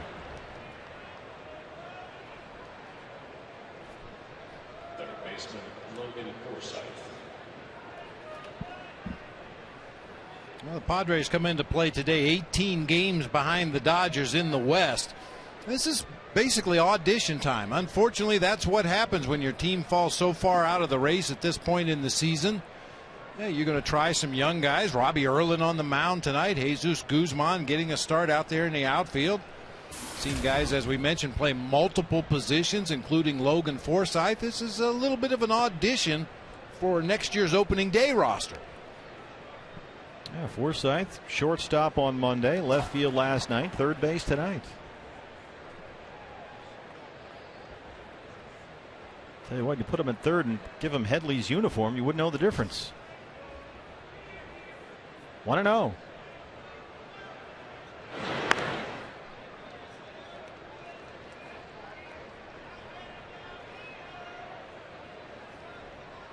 Wade Miley, last 10 starts, 5-1 at 2.26 ERA. Since July 1st, that's the 6th best ERA in the National League. And that one gets away from the Nieves, and Guzman is in at second. It gets into center field, and he'll hit for third. And he is out at third.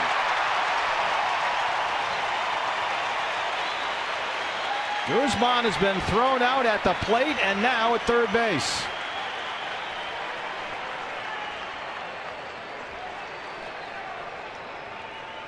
Started with a block at home plate. Will Nieves gets in front of that slider in the dirt, but it gets far enough away. Guzman tries to advance. Now you can see Will grimace as he made his throw. Aaron Hill tries to make a block out there at second base, but Willie Bloomquist, Johnny on the spot, backing up that play, got rid of it quickly, and they gun him down at third base. There's a strike to Forsythe. It's 2-1. And that's why you always hustle to get into a backup position. You might do it 100 times and nothing ever happens. The ball never gets away. But that 101st time, it'll get through, and you better be there to back it up. Padres run into an out at third. We head to the home half of the 6th. D-backs down 2-0.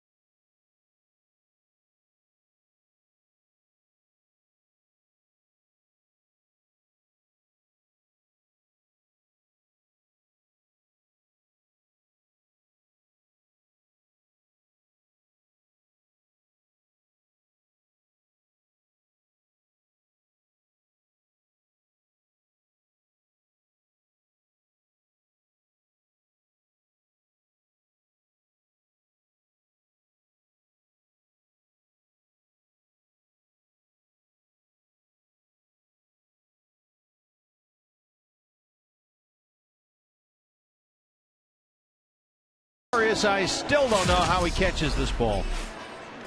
I mean, this has got a real good chance of making some year-end highlight reels. I can't even describe that play. Normally you would turn your glove the other way with your palm facing your face as you try to make that over-the-shoulder catch, but he just reached way back over his head. I'll tell you what, just not getting dizzy, suffering from vertigo on a play like that is a miracle for me. Adam Eaton will lead off the 6th against 22-year-old rookie Robbie Erlin, who so far has given up only 4 hits, all singles. And now it's the third time through the order against Erlin, so maybe this is the inning for the Diamondbacks with Eaton, Prado, and Chavez due up 2, 3, and 4. Adam Eaton has hit safely in 4 straight games and 8 of his last 10, hitting almost .390 over that span. And he was one of the players we highlighted at the top of the show, having a big month. It's not just Martin Prado. Everybody's chipping in.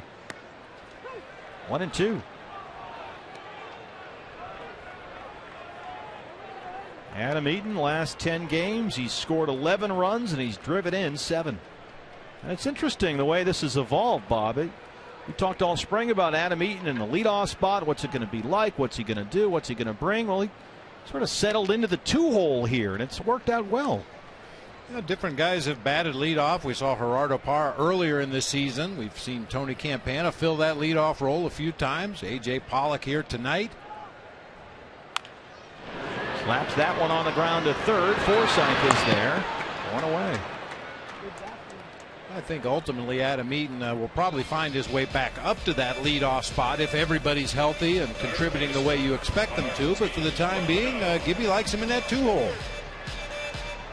Here's Prado.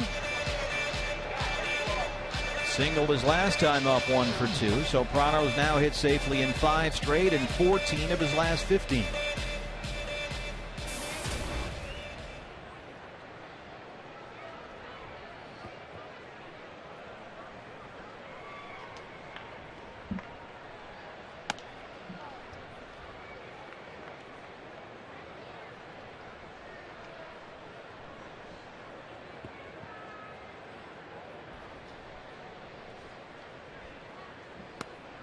There's a strike.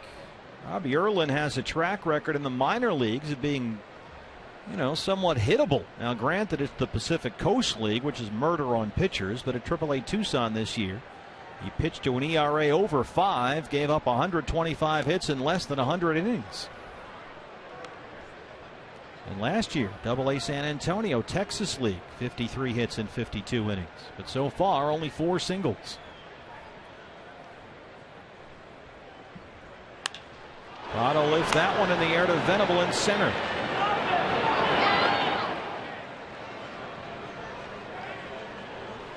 Don't forget, fans, Executive Week concludes Friday, 6 o'clock, as President and CEO Derek Hall is our guest on Diamondback Live pregame. Executive Week, presented by the Cueva Hotel and Casino, all week long on Fox Sports Arizona. And Cullen Maxey, Vice President of Business Operations, on the pregame show today.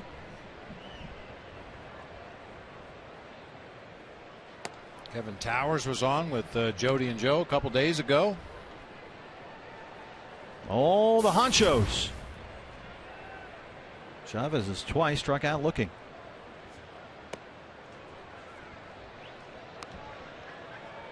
It's a great way to learn about how a Major League Baseball franchise operates day to day. All the stuff that goes into it, stuff you don't even think about. It's amazing.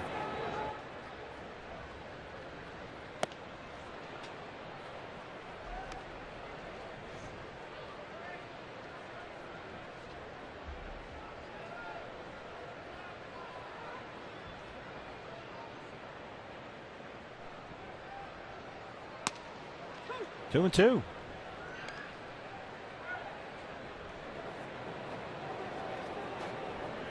Eric Chavez 0 for 5 since his return from the DL on Monday. Missed 15 games with that left knee strain.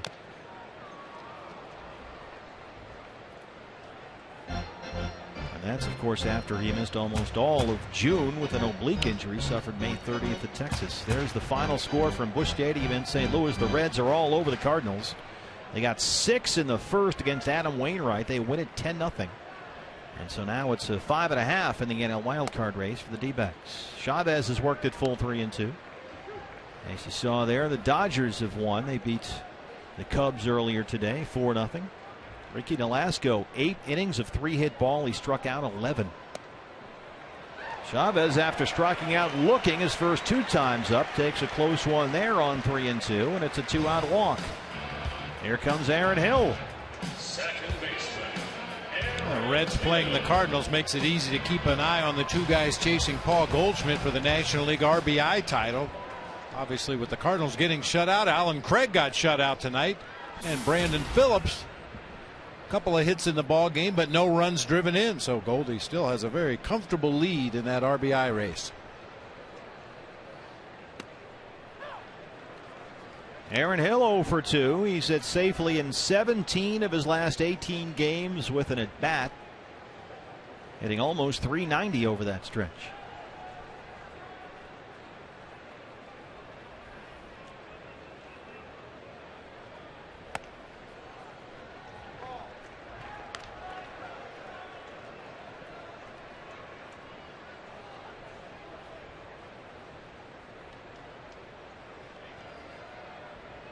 Diamondbacks trying to keep the home cooking going here.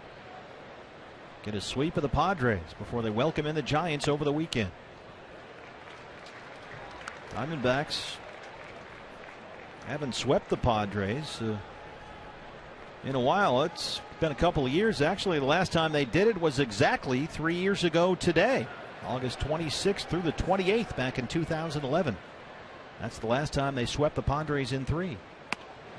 2-2. Well, the Padres have been a thorn in the D-back side this year. Coming into this series, they had won 8 of the 12 matchups. Of course, winning the first 2 games of this series goes a long way toward leveling off that tally.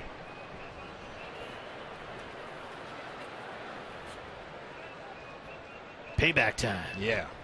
2-2. Base hit. That one gets down, drops it in there to shallow left center, and Chavez heads for third. He'll make it. Aggressive base running by Chavez there. First and third, 2 outs.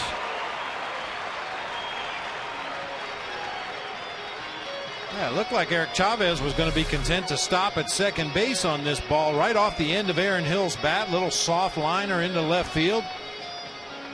Yeah, he gets to second base and kind of slows down. Players call that ghosting an outfielder. You slow down as you get to the base. The outfielder looks up, sees you slowing down, and by the time he reaches down, picks up the baseball, you're going full speed to third base, and that time Chavez able to make it easily. Guzman probably got confused because he's played every position in this series. So here's the man who will not make it out. Willie Bloomquist 2 for 2 since his return from the DL. A couple of singles. Diamondbacks with their first real threat here. They're on the corners, 2 outs in the 6th.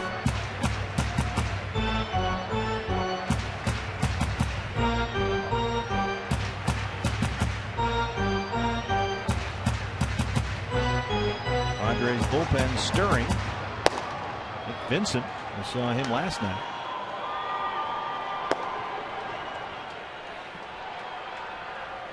That was 2 nights ago. Here's Willie.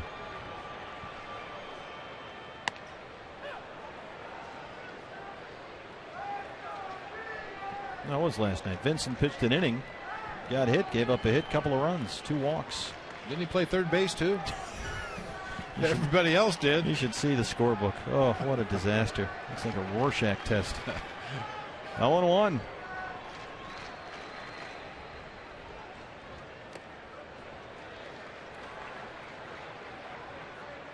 You ever have guys that didn't want to do that?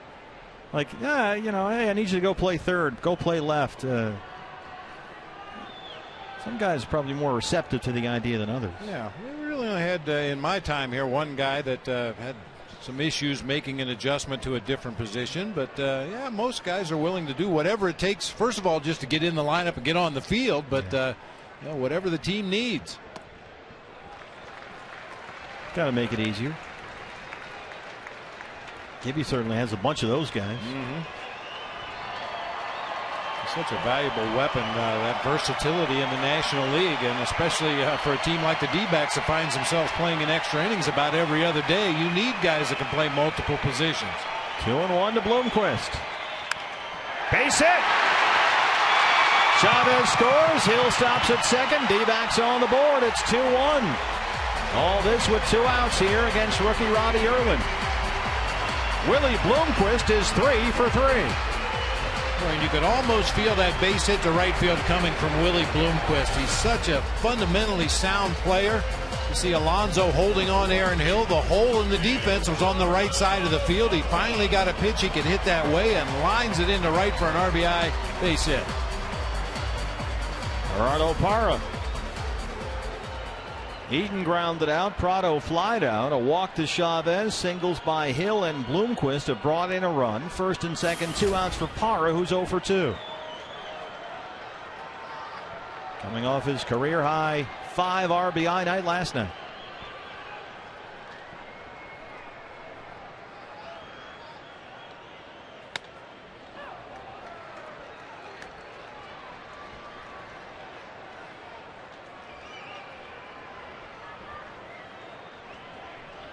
Aaron Hill, the runner at second. Willie Bloomquist at first.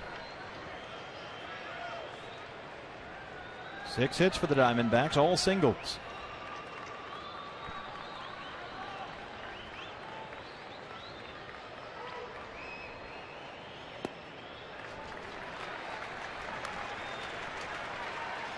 And the focus for Gerardo Parra this spring, it almost seems silly now, was how much would he play? Never had 500 at bats in a season. That was his stated goal. He said 500's a good number for me. Well, he's got career highs now in at bats, hits, doubles, and homers. And he's came into the ball game as 7 at bats away from 500. So he's going to roll right past that number. Oh, yeah. And I think because of the experience he's had this year with more playing time, more at bats, more plate appearances, he'll be a better player for it moving forward. And until you've actually done it and proved to yourself that you can do it and you understand the physical and mental grind that it is to be an everyday player, even in the back of your own mind, you're not really sure if you can handle it. But I think Gerardo Parra knows moving forward he can be an everyday guy. Well, you thought maybe he was beginning to wear down when he had that really difficult July, but Parra last 16 games is hitting .314. He's bounced back nicely. 1-2.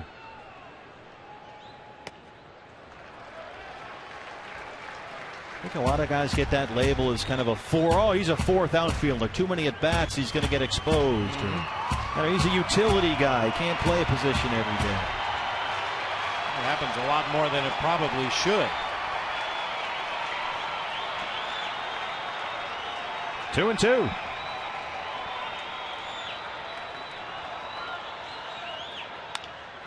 Right back to Erlin. He strands 2, but the Diamondbacks get 1. We are through 6. It's a 2-1 ball game at Chase Field.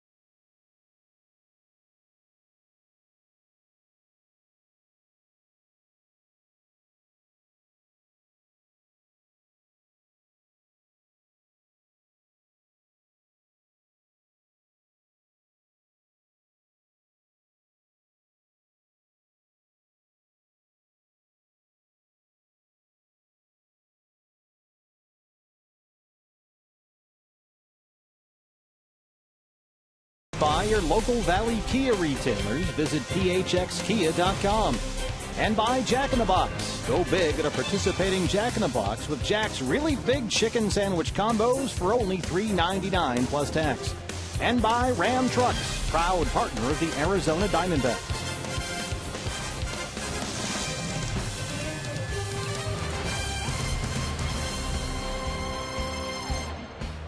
Wade Miley unbeaten in 6 straight starts here at Chase Field. 4-0, a 2.76 ERA in those last 6 home starts, but he still trails it 2-1 as he starts the 7th.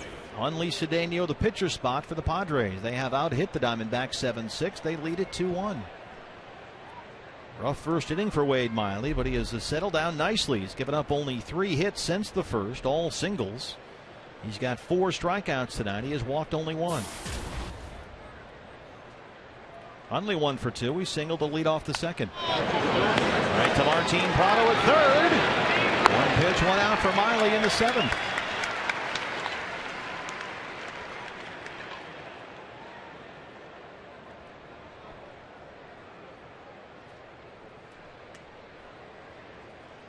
Ronnie Cedeno. Shortstop, Ronnie Cedeno. Day off tomorrow. Back with you on Fox Sports Arizona Friday for the opener of a 3-game series against the Giants. Don't forget, Friday, college night. Students get a ticket for only $5. Great move by the Diamondbacks here in honor of the 18-inning game in Philadelphia over the weekend to sell all lower level seats here at Chase Field for this Padres series for only $18. And we had almost 5,000 fans take advantage of that offer. You can sit right there for $18. So thanks to all of you who came out to Chase Field for $18 lower level seats. Hopefully we'll get you 3 W's here for these. Still some work to do.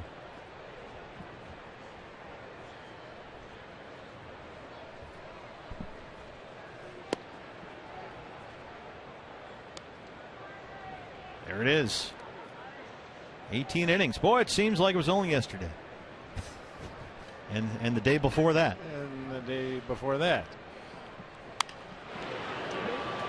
Funny, walk around the ballpark and everyone, you think you can keep this to under 5 hours tonight? How many innings we going tonight? Nothing wrong with a little bonus baseball. As we say, it ain't always pretty, but it's gritty. And it certainly is exciting last night. Wow, you got your $18 worth last night. A little bit of everything for you. Exciting night at Chase Field. And another walk-off win. Oh, it's exciting more so for some than others. Well, the Pirates beat the Brewers 7-1 today. Apparently put him right to sleep.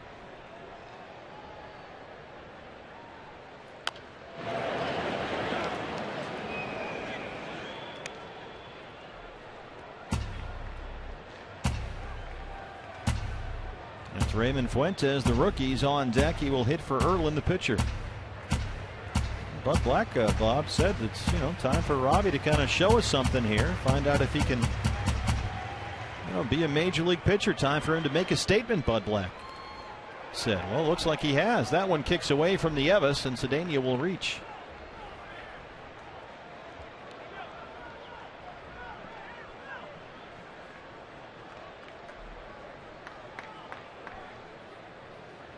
Will has been taking a beating back there today. A lot of those sliders have ended up in the dirt. That one looked like it got him on the right forearm and shoots over into that Padres on deck circle.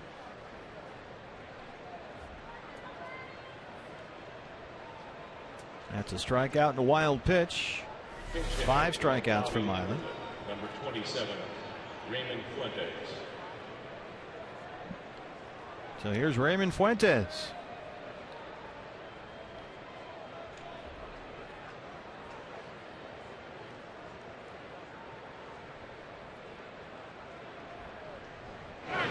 And they got Cedeno hung up. Boy, the Padres have now run into 3 outs on the bases tonight in a 2-1 ball game.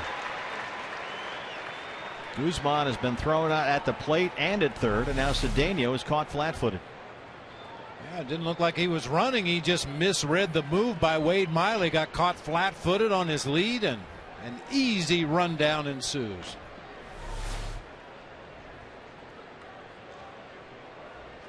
2 outs now. Fuentes 0 for 4 so far in his first big league series.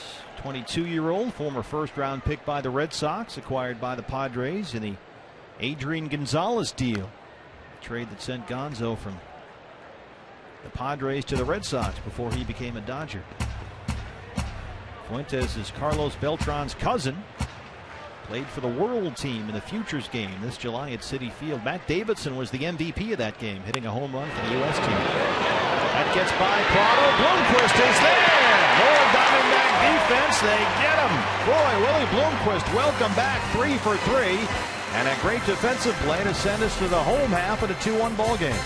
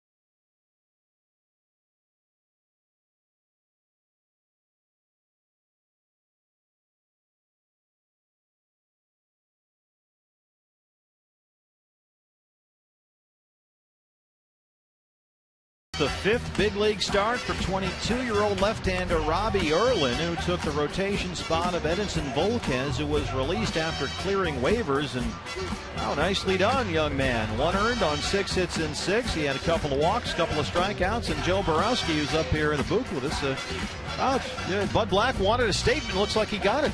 Yeah, you know what? He brings up the young kid, and he did a very good job of everyone except Willie Bloomquist. Yeah. He pretty much had him figured out, but he did a good job of throwing strikes. He was able to get his breaking ball over, which made it a lot easier for him to use his other pitches. But I thought he did a good job of mixing everything up. Yeah, and I think the 2 runs that his offense gave him early in the ball game might have helped him settle down a little bit too. When you're a young pitcher, you definitely want some early runs because it definitely takes the nerves out and allows you to try to throw your game a little better. Yeah, contrast that to the start that David Holmberg got last night with 3 runs right out of the gate there. Tim Stauffer takes over here to work the home half of the 7th. Will Nieves, the pitcher's spot, and A.J. Pollock. Although Wade Miley's out there on deck, so hold the phone. He may hit here. Here's Wade Miley. He's got a home run this year. He'll tell you he's a hitter. Nieves is 1 for 2. He singled in the 3rd. And boy, Joe, sometimes we've seen Wade Miley getting bitten by that big inning. Not lately, certainly in the last 2 months, but earlier this year that happened a lot. And tonight it seemed to get him in the 1st. Well, the one thing I noticed with the Padres in that 1st inning, they were jumping on his early pitches. And I thought he did a good job as the game went along of adjusting to that and making better quality pitches early in the count, and he's really done a great job of keeping the Padre hitters at bay since then. But they definitely jumped on him early. They knew he's a strike thrower. He's trying to get over first pitch strikes, so they jumped on early strikes that weren't necessarily quality strikes. He was laying it out over the middle of the plate instead of hitting the corners or hitting the black of the plate. And we really saw his catcher, Will Nieves, trying to get him down, down. Keep everything down as Heath Bell is cranking it up. Heath Bell worked a good 10th inning last night, 1, 2, 3, including a strikeout. 0-2 on Nieves.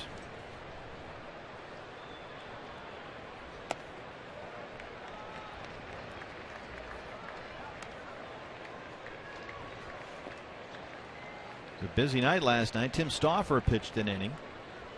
He came on to start the 7th, worked a 1-2-3 inning, got a couple of strikeouts. Center field, Venable.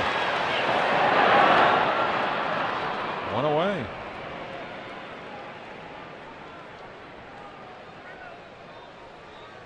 Nieves 1 for 3.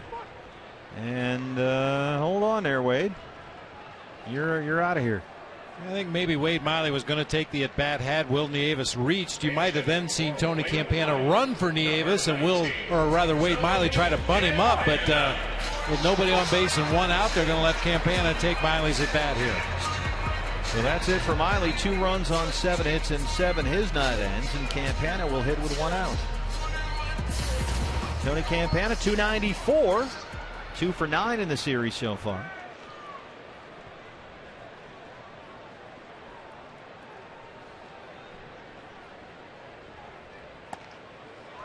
Joe, Bob and I have talked a lot about how Campana has really embraced the idea of being a slap hitter, and sometimes that has negative connotations, but you want him hitting the ball on the ground. If you're the pitcher facing Tony, does that change the way you approach the at-bat? Well, you might want to elevate the ball a little bit. You might want to throw that fastball on the top corner. It's off the bag, and Campana's aboard. Thank you very much. How about that? A little home cooking there for Campana. You couldn't do that again if you gave him 100 chances. No. You could stand at home plate with a bucket of balls and a fungo bat and not do that in 100 chances. Let's make that our Chaz Roberts air conditioning cool play of the game. It is by Forsythe, and clank right off the bag. Well, you love the approach, though. You could clearly see Forsythe drawn way in front of the bag to protect against a bunt, and that's what Tony should try to do with those corner infielders drawn in. Just try to slap it by him. So now how you want to play this here with Campana the tying run at first and 1 out. Hope AJ finds a gap. I think they're hoping AJ will take a couple of pitches here at least to give Campana possibly an opportunity to get a jump and steal his way into scoring position here. You also have the possibility of a hit and run here too. That's what speed does for you. Speed is great when you can get him on the base paths. AJ had that 3-hit day in Philadelphia Sunday, including his 7th home run. Pollock hit an even 300 on that road trip, played in 9 games, including 7 starts. And Tony Campana, 91%er down there at first. Steve Sachs coaching.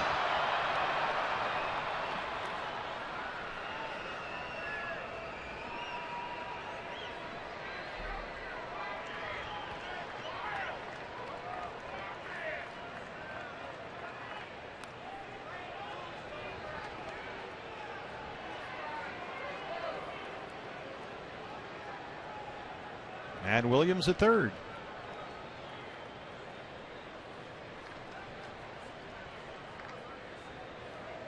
We can see Stauffer's already kind of out of his rhythm. And that's the one thing he wants to make sure that he's got everything going with the catcher. You don't want to make a mistake. Off the hand, and everybody's safe. One went off the bag, the other goes off the pitcher. 2 on, 1 out.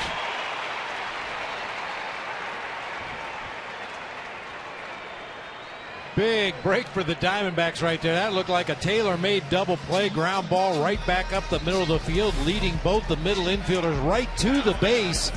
But Stauffer gets a hand up, deflects it away from Ronnie Cedeno, and Pollock is safe at first. Campana moves up to second base for Adam Eaton. We just saw J.J. Putz dislocate his pinky finger doing that show. And no matter how much PFP you take, you still get pitchers trying to field the ball with their bare hands. It's just instinctive, I'm guessing, it right? is. As much as you do as a pitcher, you still find yourself sticking your bare hand out there. 2 on, 1 out. Here's Adam Eaton, who's 0 for 3. Good speed on the bases for the Diamondbacks. Down 1 in the 7th. There's the strike, 0-1. By the way, PFP is baseball slang for pitchers fielding practice. That's the way it's listed on the daily workout in spring training. PFP's Field 3. The routine of spring training. Every single day.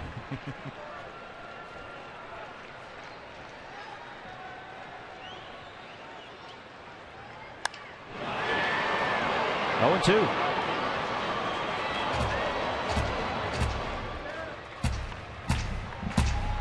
Diamondbacks live. Joe Borowski, Todd Walsh coming up right after the ball game.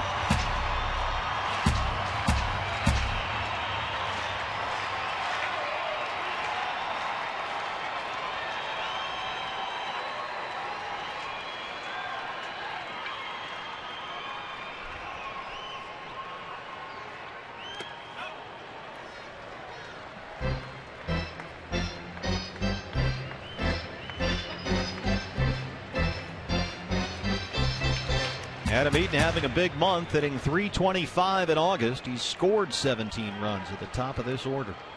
Trying to drive one in here and tie the ball game. We'll talk about how speed changes a game. How about this trifecta? Campana at second, Pollock at first, and Eaton at the plate. Find a gap. Off to the races. Lifts it in the air to right to Norfield. Coming in. Jerko calls everyone off. And that's the second out.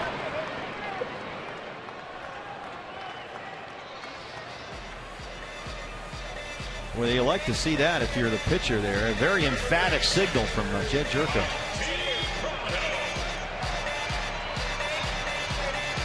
There's no way that was dropping in. No confusion at all.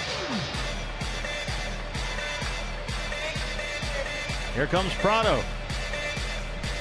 Play Kachinko by signing up at one of the 16 interactive kiosks right here at Chase Field during any Arizona Diamondbacks regular season home game.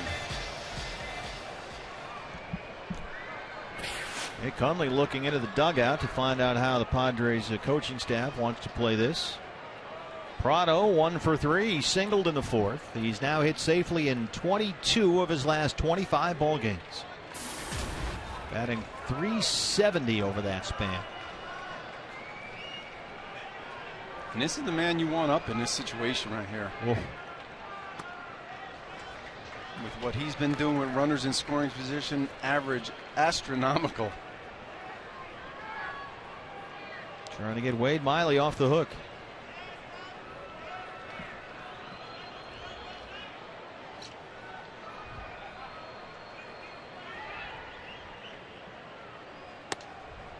Of course, Prado last night had that big 2-run double in the 8th.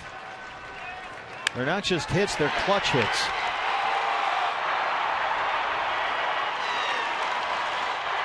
Scored Campana, scored Goldie. Campana, the tying run at second right now with 2 outs. Two and 0.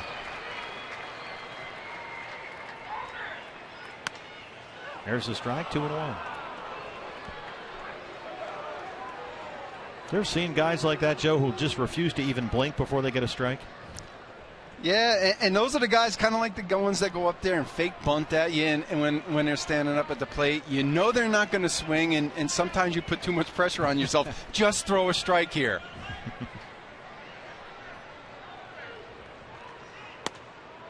3-1. He's just seeing the ball so well right now, laying off those tough pitches. Well, you can tell the way a hitter takes a pitch, whether he's seeing the ball well right out of the pitcher's hand, picks up the rotation, knows whether that pitch is going to be a ball or a strike right away.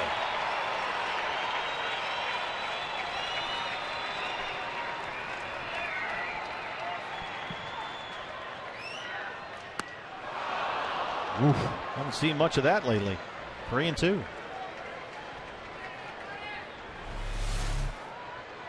Stauffer with a changeup there on the 3-1 pitch. I mean, he's well aware that Martin Prado is the hottest hitter on the planet right now. He just didn't want to give in that hitter's count and throw a fastball.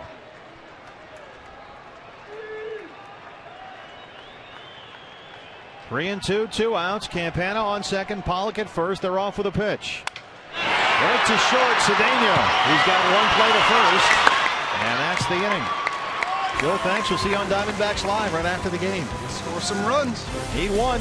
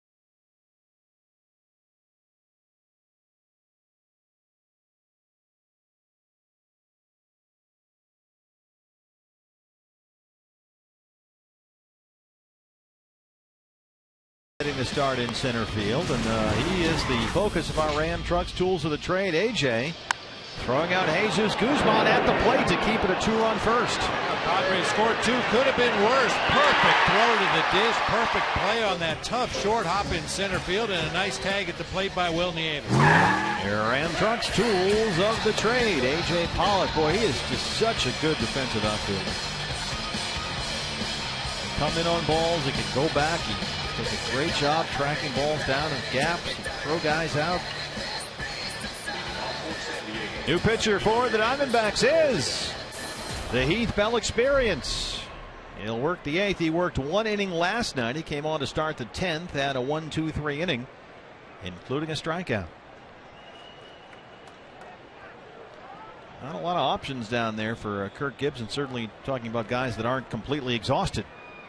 But the phone is ringing again in the Diamondbacks bullpen. Glenn Sherlock will answer that. Chris Denorfia steps in.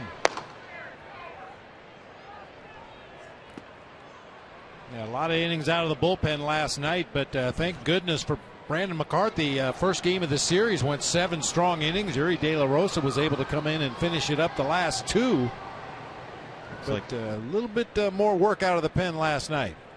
Trevor Cahill just getting some throwing in down there. Of course, Trevor saved everybody's bacon in Philadelphia in the 18-inning game. Boy, he was outstanding. Only 2 days after starting in Cincinnati, came on 4 innings of relief. 1-0.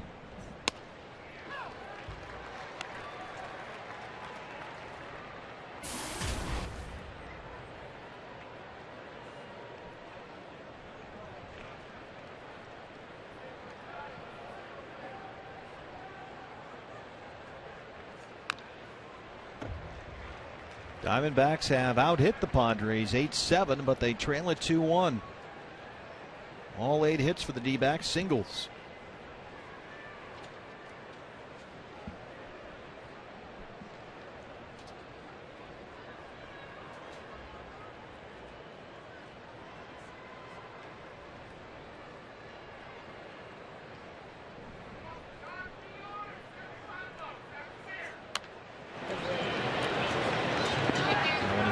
Foul. We're just showing you A.J. Pollock at the start of this inning. Chris Denorfia, born in Bristol, Connecticut, which is very close to where A.J. Pollock grew up in Hebron, Connecticut. Denorfia played his college ball at Wheaton College, which is a Division III program in Massachusetts. It had been an all-girls school up until Denorfia got there. So he was the first guy? No, it had recently been. Okay. What do you call that? Mixed? I don't know. A few years before he got there, but he apparently heard good things. Brian Gorman, the crew chief, down at first. Yeah, Chris Denorfia, obviously no dummy. An all-girls school that just went co-ed. Sounds like the place for me. Let me play baseball, too.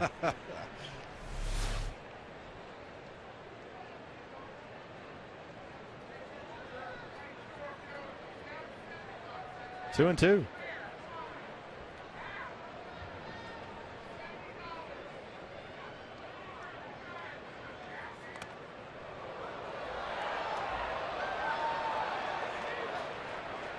That one was thrown, bounced so hard it bounced over the screen behind the plate. I think it might have caught a piece of Will Nieves' shin guard. That fastball in the dirt on the outside part. Yeah, hit right off the right knee and up and over the backstop about 10 or 12 rows up into the stands.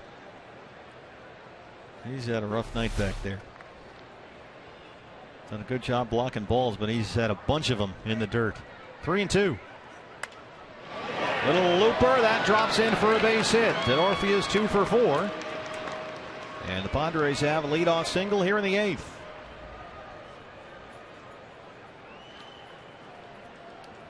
Center fielder Will Venable. Brings up Will Venable.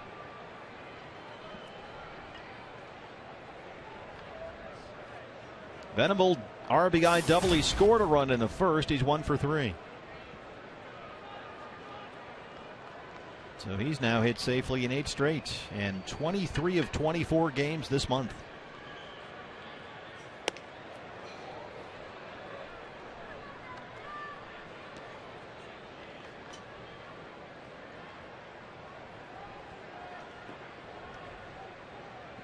In fact, since July the 1st, Will Venable hitting .354 with 9 homers.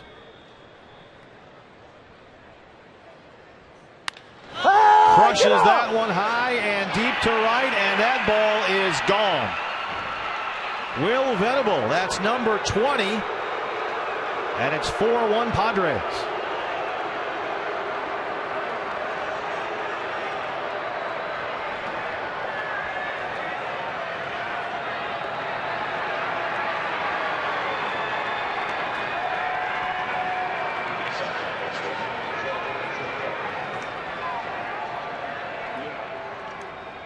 I'll tell you, Will Venable is a completely different player than we've seen in past games, past seasons for the San Diego Padres. He would show this kind of ability from time to time, but then strike out a whole bunch, struggle at the plate, struggle to get on base. He is a completely different animal in the second half of the season.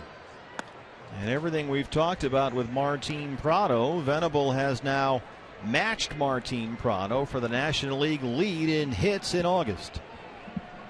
Here's Jed Jerko, 0-1.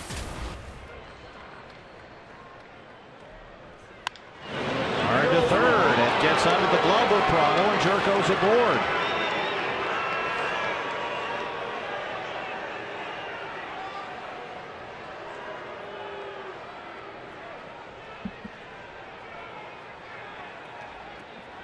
It looked like Martin might have misgauged his dive down there at third base. Kind of pounded his glove on the ground after that one got through into left field. I think he thought he should have made a play. Ball was hit hard. A couple steps to his left there. Just underneath the fingers of that glove. Very close. Charles Nagy to the mound.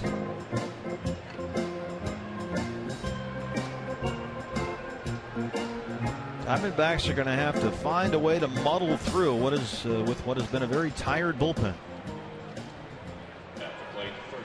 Hey fans, catch the rest of the 2013 season in HD quality with MLB.tv. Watch every out-of-market game live on over 350 supported mobile devices. Visit MLB.tv today. Baseball everywhere.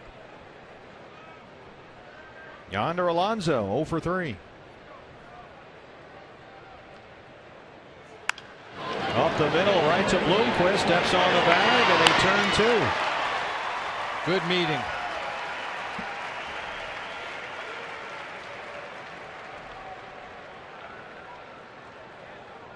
Left fielder Taylor-made, leading Willie right to the bag. Everything in rhythm, easy throw on to first. Alonso not even in your picture yet. Now there's Guzman. They've had no answers for Guzman here. He's been on base all 3 times he's been up. 2 singles and a walk. He's got an RBI. That one is hammered to the gap in left center field, and that ball is gone. Jesus Guzman, his 8th. 5-1 Padres.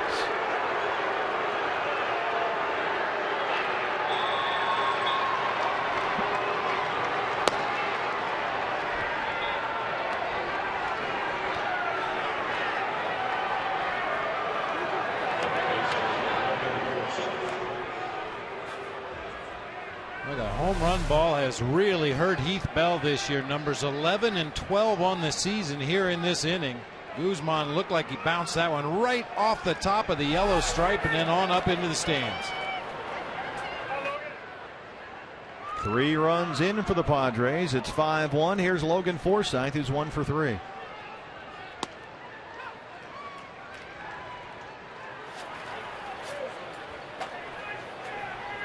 So Guzman, 2 singles, a homer, and a walk tonight. He walked twice and scored twice last night.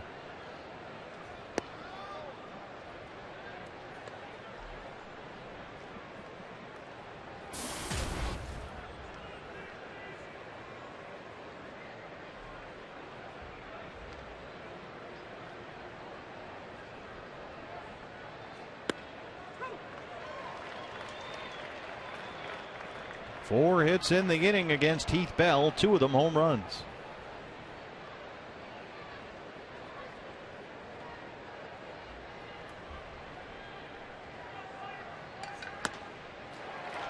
There's the strikeout, but the Padres get 3. We head to the home half of the 8th. It's 5-1 San Diego. CenturyLink, your link to what's next. Coming up for the Diamondbacks, Eric Chavez, Aaron Hill, and Willie Bloomquist, who's 3 for 3.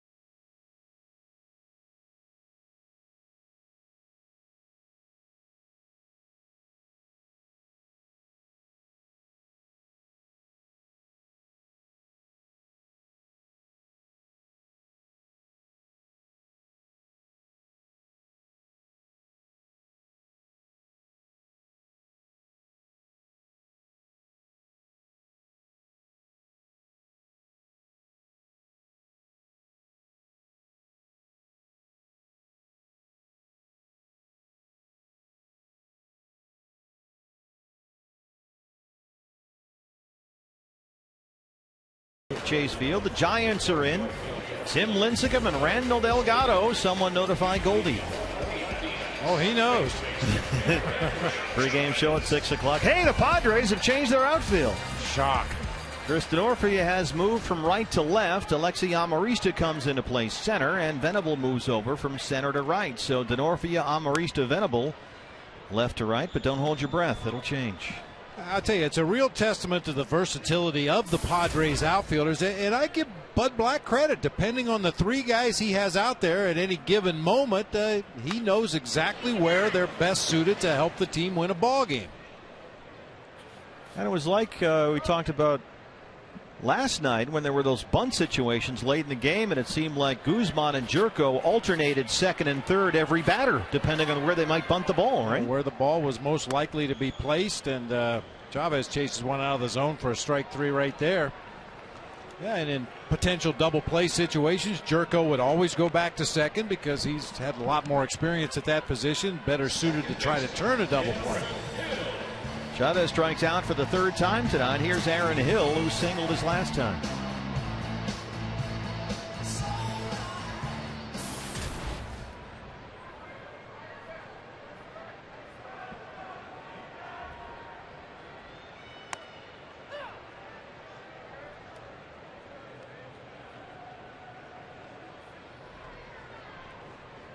Stoffer back out there for his 2nd inning of work. Base hit for Aaron Hill. He's 2 for 4.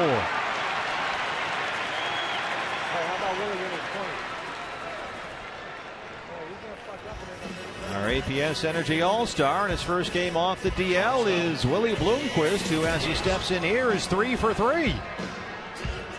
Hit the ground running, Willie. His first game since June 27th. He's been out with a broken left hand. And once again, that big hole on the right side of the infield. See if Willie looks for something out over the plate and tries to shoot one into right field again.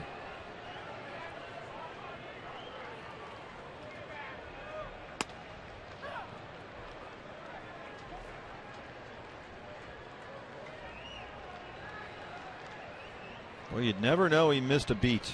Made some great defensive plays out there.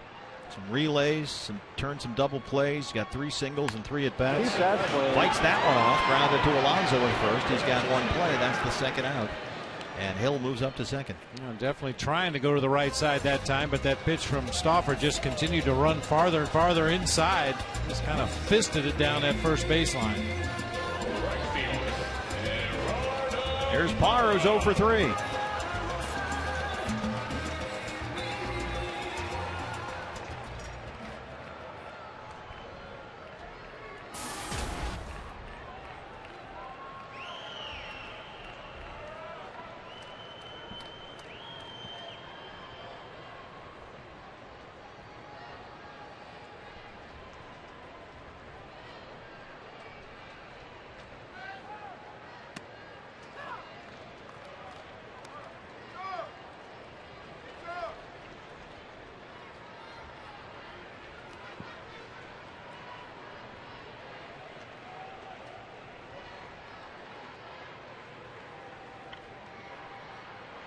So at this rate, Parra, who if he's in the lineup on Friday, will accomplish that stated goal of 500 at bats on the year. He's right on the cusp.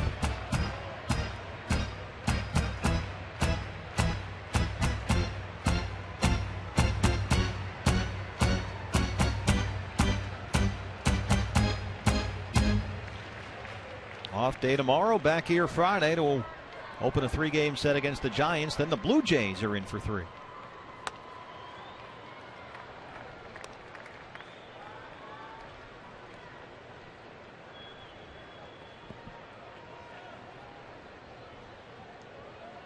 Blue Jays beat up Hiroki Kuroda tonight at the Rogers Center. They beat the Yankees 7-2.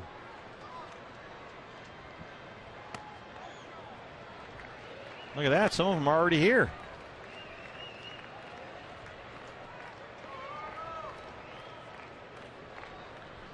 Blue Jays bringing some power bats into town. Edwin Encarnacion, third in the American League with 33 homers. Jose Bautista a little further down the list with 28.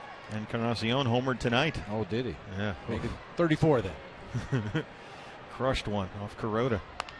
A little roller to second. Jerko makes a nice play. They strand the 1-out single, and we head to the 9th. It's a 5-1 Padre lead.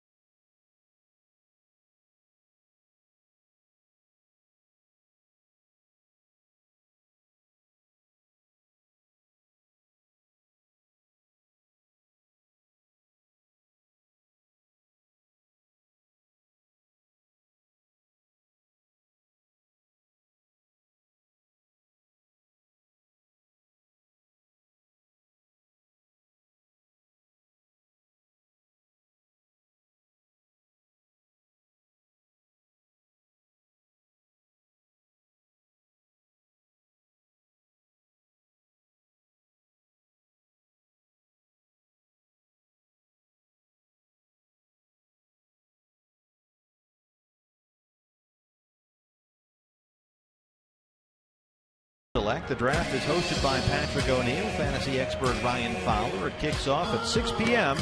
streaming live on foxsports.com/fantasy draft.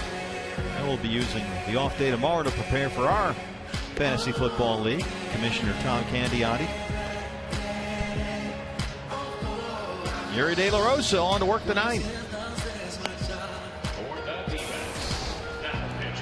13th appearance on the year. He's got an ERA under 1. He's been a very pleasant surprise this year. I mentioned he was the only reliever that did not get into the ball game for the Diamondbacks last night. Got to spend some quality time with Glenn Sherlock and Mark Reed down in that bullpen.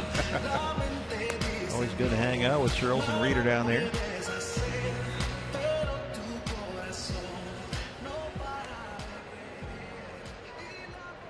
Now, some guys go with the barbed wire, but a real D-backs fan goes with the stitches on the baseball. Luchador mask in place.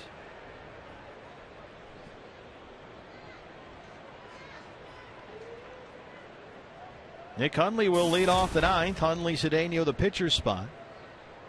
Hundley 1 for 3, singled in the second.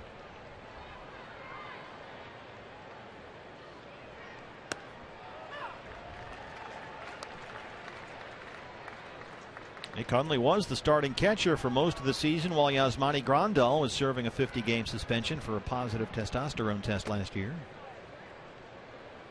Grandal returned from suspension at the end of May, then early July blew out his knee in a game against the Nationals. Anthony Rendon slid into his right leg, and it was just left exposed out over home plate, and he suffered real damage to the ACL and MCL. So Grandal needed a knee reconstruction. He'll be out up to a year.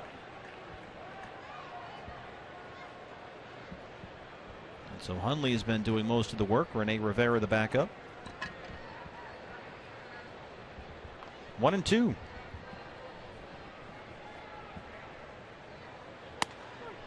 Bring him up, sit him down. Strikeout for De La Rosa. One away. Corey Blazer says you're done, Nick.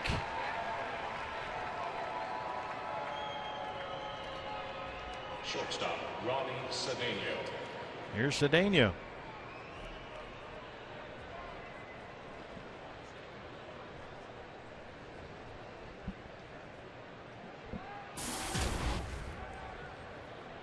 Ronnie Cedeno began his career with the Cubs. He's played with the Mariners, the Pirates, the Mets, Astros, now the Padres.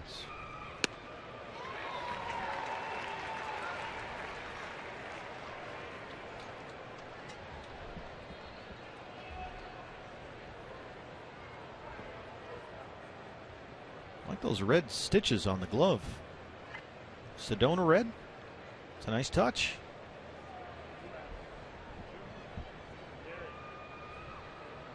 Well, Yuri's locked in. He's ready to go.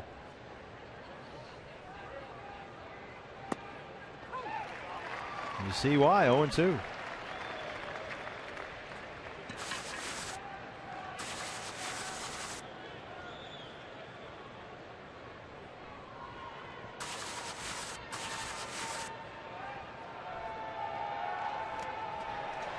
There's another strikeout for De La Rosa. 2 down.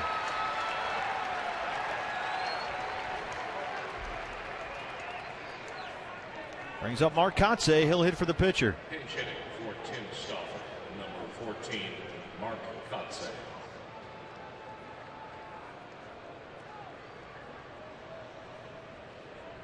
Mark Kotze 9 for 51 as a pinch hitter this year. That's a 176 average. He's at 205 on the year.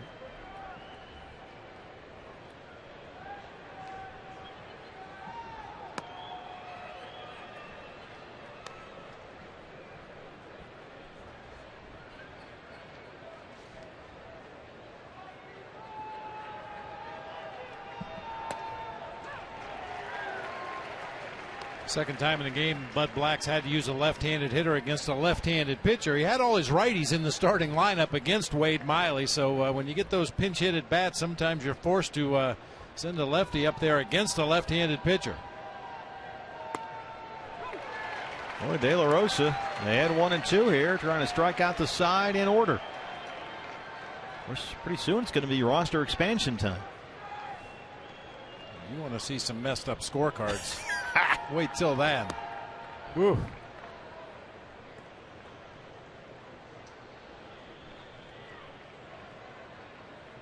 Things will get crowded in there.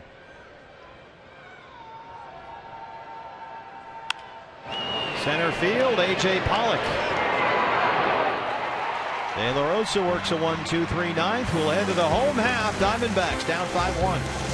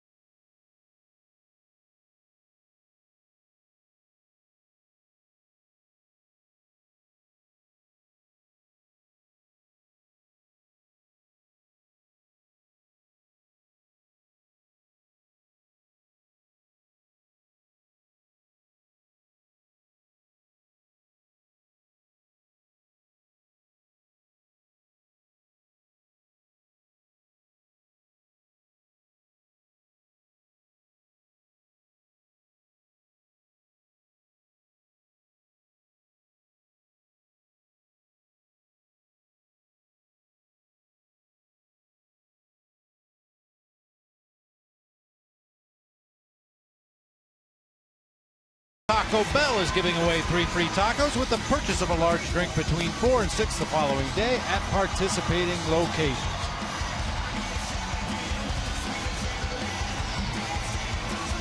With Pennington going to get a chance to hit here. Pitcher spot 2 up, second in the inning. Nieves, Pennington, Pollock against the Padre closer. Houston Street has come on.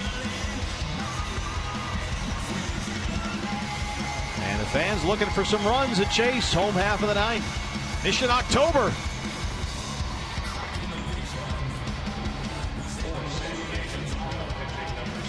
Houston Street, the closer. Only missed 1 save all season long. This guy has been extremely efficient at closing out ball games, save situation or not.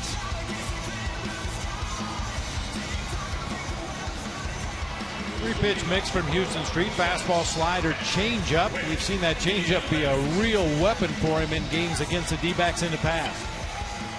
Rally caps in place. Set to go. It's a 5-1 ball game. Will Nieves will lead it off. He's 1 for 3. Singled in the third.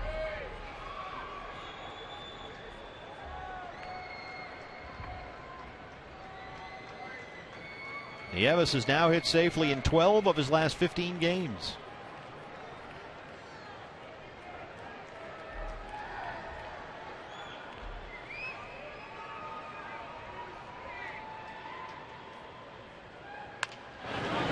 Bounce to third. Forsythe. Tough throw. Alonso comes down on the bag. 1 away.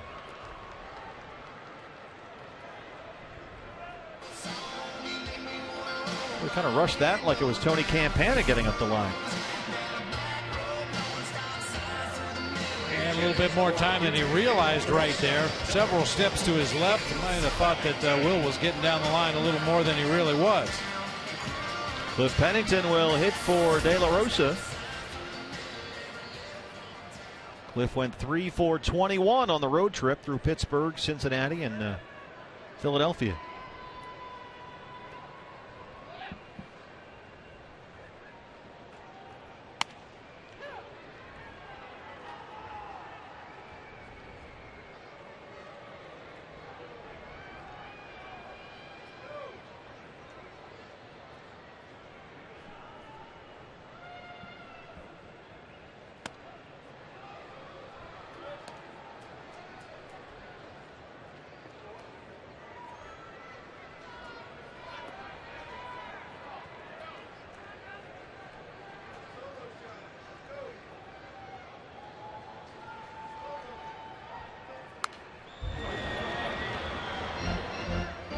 You certainly wouldn't teach a young pitcher to take a windup like Houston Street, but it has worked very well for him. Normally you want to keep that pitcher over the rubber, keep his body over his legs, but boy, Houston Street starts right in the middle of the rubber, ends up all the way over on the first base side, takes a huge side step over toward first base. He covers a lot of territory out there on that mound. It's a very distinct hop or plant with that foot that's on the rubber too. Yeah, we kind of disputed earlier whether that's an illegal pitch because he does break contact with the rubber and then reestablishes contact, but obviously it hasn't been called to the best of my knowledge, so he must be within the rules. Watch that foot, the back foot.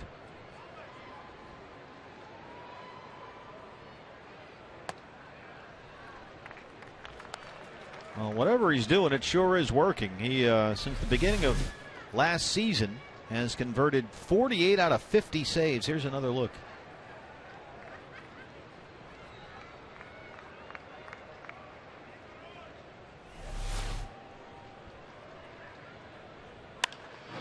Lifted in the air to left. Tenorfia near the line. Both feet just in fair territory. That's the second out.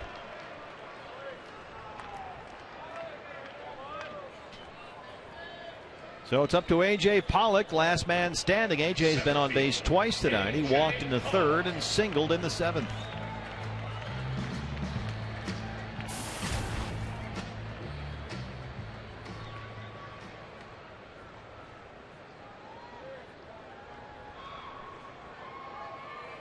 Dodgers 1, Reds 1.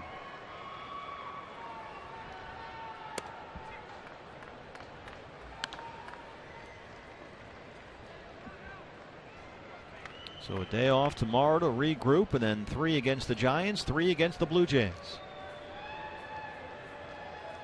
All 6 games on Fox Sports Arizona. Reds jumped all over Adam Wainwright in St. Louis. They got 6 in the first. They won that game 10-0. Ricky Nolasco, 11 strikeouts, 3 hits in 8 innings as the Dodgers beat the Cubs.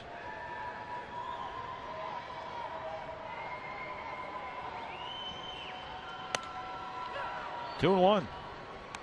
And the Reds head to Colorado for 3 games this weekend. Then they go back to Great American Ballpark for 4 against the Cardinals, 3 against the Dodgers, and 3 against the Cubs. 30 games to go after this, the home stretch.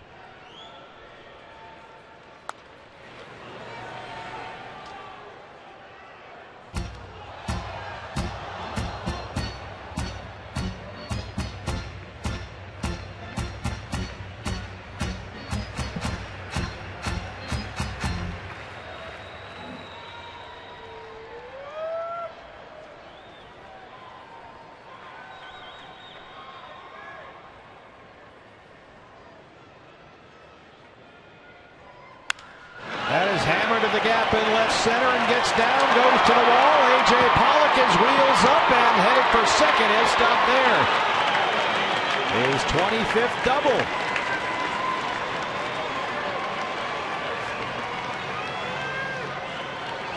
Almost hit a little too hard for him to think about third. Mistake that time by Street, was trying to spot that outside corner for a called strike 3. That pitch straight back over the heart of the plate, and AJ made him pay that time. Need base runners here. He certainly don't want to get thrown out at third to win the ball game, down 5-1. So he's safely at second for Adam Eaton, who's 0 for 4.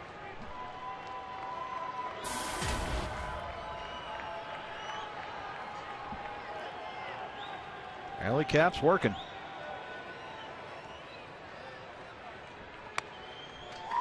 Diamondbacks now with 10 hits. That's their first extra base hit tonight.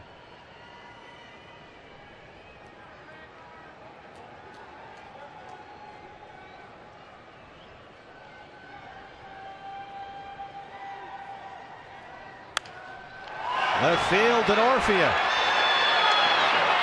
Inspector Gadget tracks that one down, and the Padres win it 5-1. They salvage the series finale. And so the Diamondbacks here drop a game to both the Dodgers and the Reds in the West in the wild card. Yeah, this one hurt tonight. Rocky start to the game by Wade Miley, but then he really settled in well. That big 3-run 8th inning against Heath Bell kind of was the last nail in the coffin tonight, knowing the tail end of the bullpen that the Padres had available. But Willie Bloomquist is back. He had 3 hits and an RBI. Padres get out of here with a win. Day off tomorrow. We are back with you Friday on Fox Sports Arizona for the first of 3 against the San Francisco Giants. That's Tim Lincecum and Randall Delgado. So it's a 5-1 Padre win. Let's start Diamondbacks Live, guys. You just did, Steve. Thank you very much. Joe Borowski here alongside. I'm Todd Walsh. We'll get to Brad Steinke inside the Diamondbacks clubhouse in a bit. Joe, I'm curious how you'll start Diamondbacks Live, presented by CenturyLink, coming up in a moment. Will you talk about the pitching? Last night we saw a minor leaguer get called up for a spot start. Didn't do very well. David Holmberg. Robbie Erlin for the Padres. Same situation. Did very well. Is that going to be your lead? He did some good things, Todd. I'm not going to lie to you. But I'm going to focus on Wade Miley, especially what he was able to do after that first inning. So some adjustments, key adjustments for Wade. All right, that's how we'll start Diamondbacks Live, presented by CenturyLink. We'll also take a look at the night of Willie Bloomquist. Up to the broadcast booth we go as well with Steve and Bob. We'll continue to break it down when we come back. Diamondbacks Live from Chase Field in a matter of moments here on Fox Sports Arizona.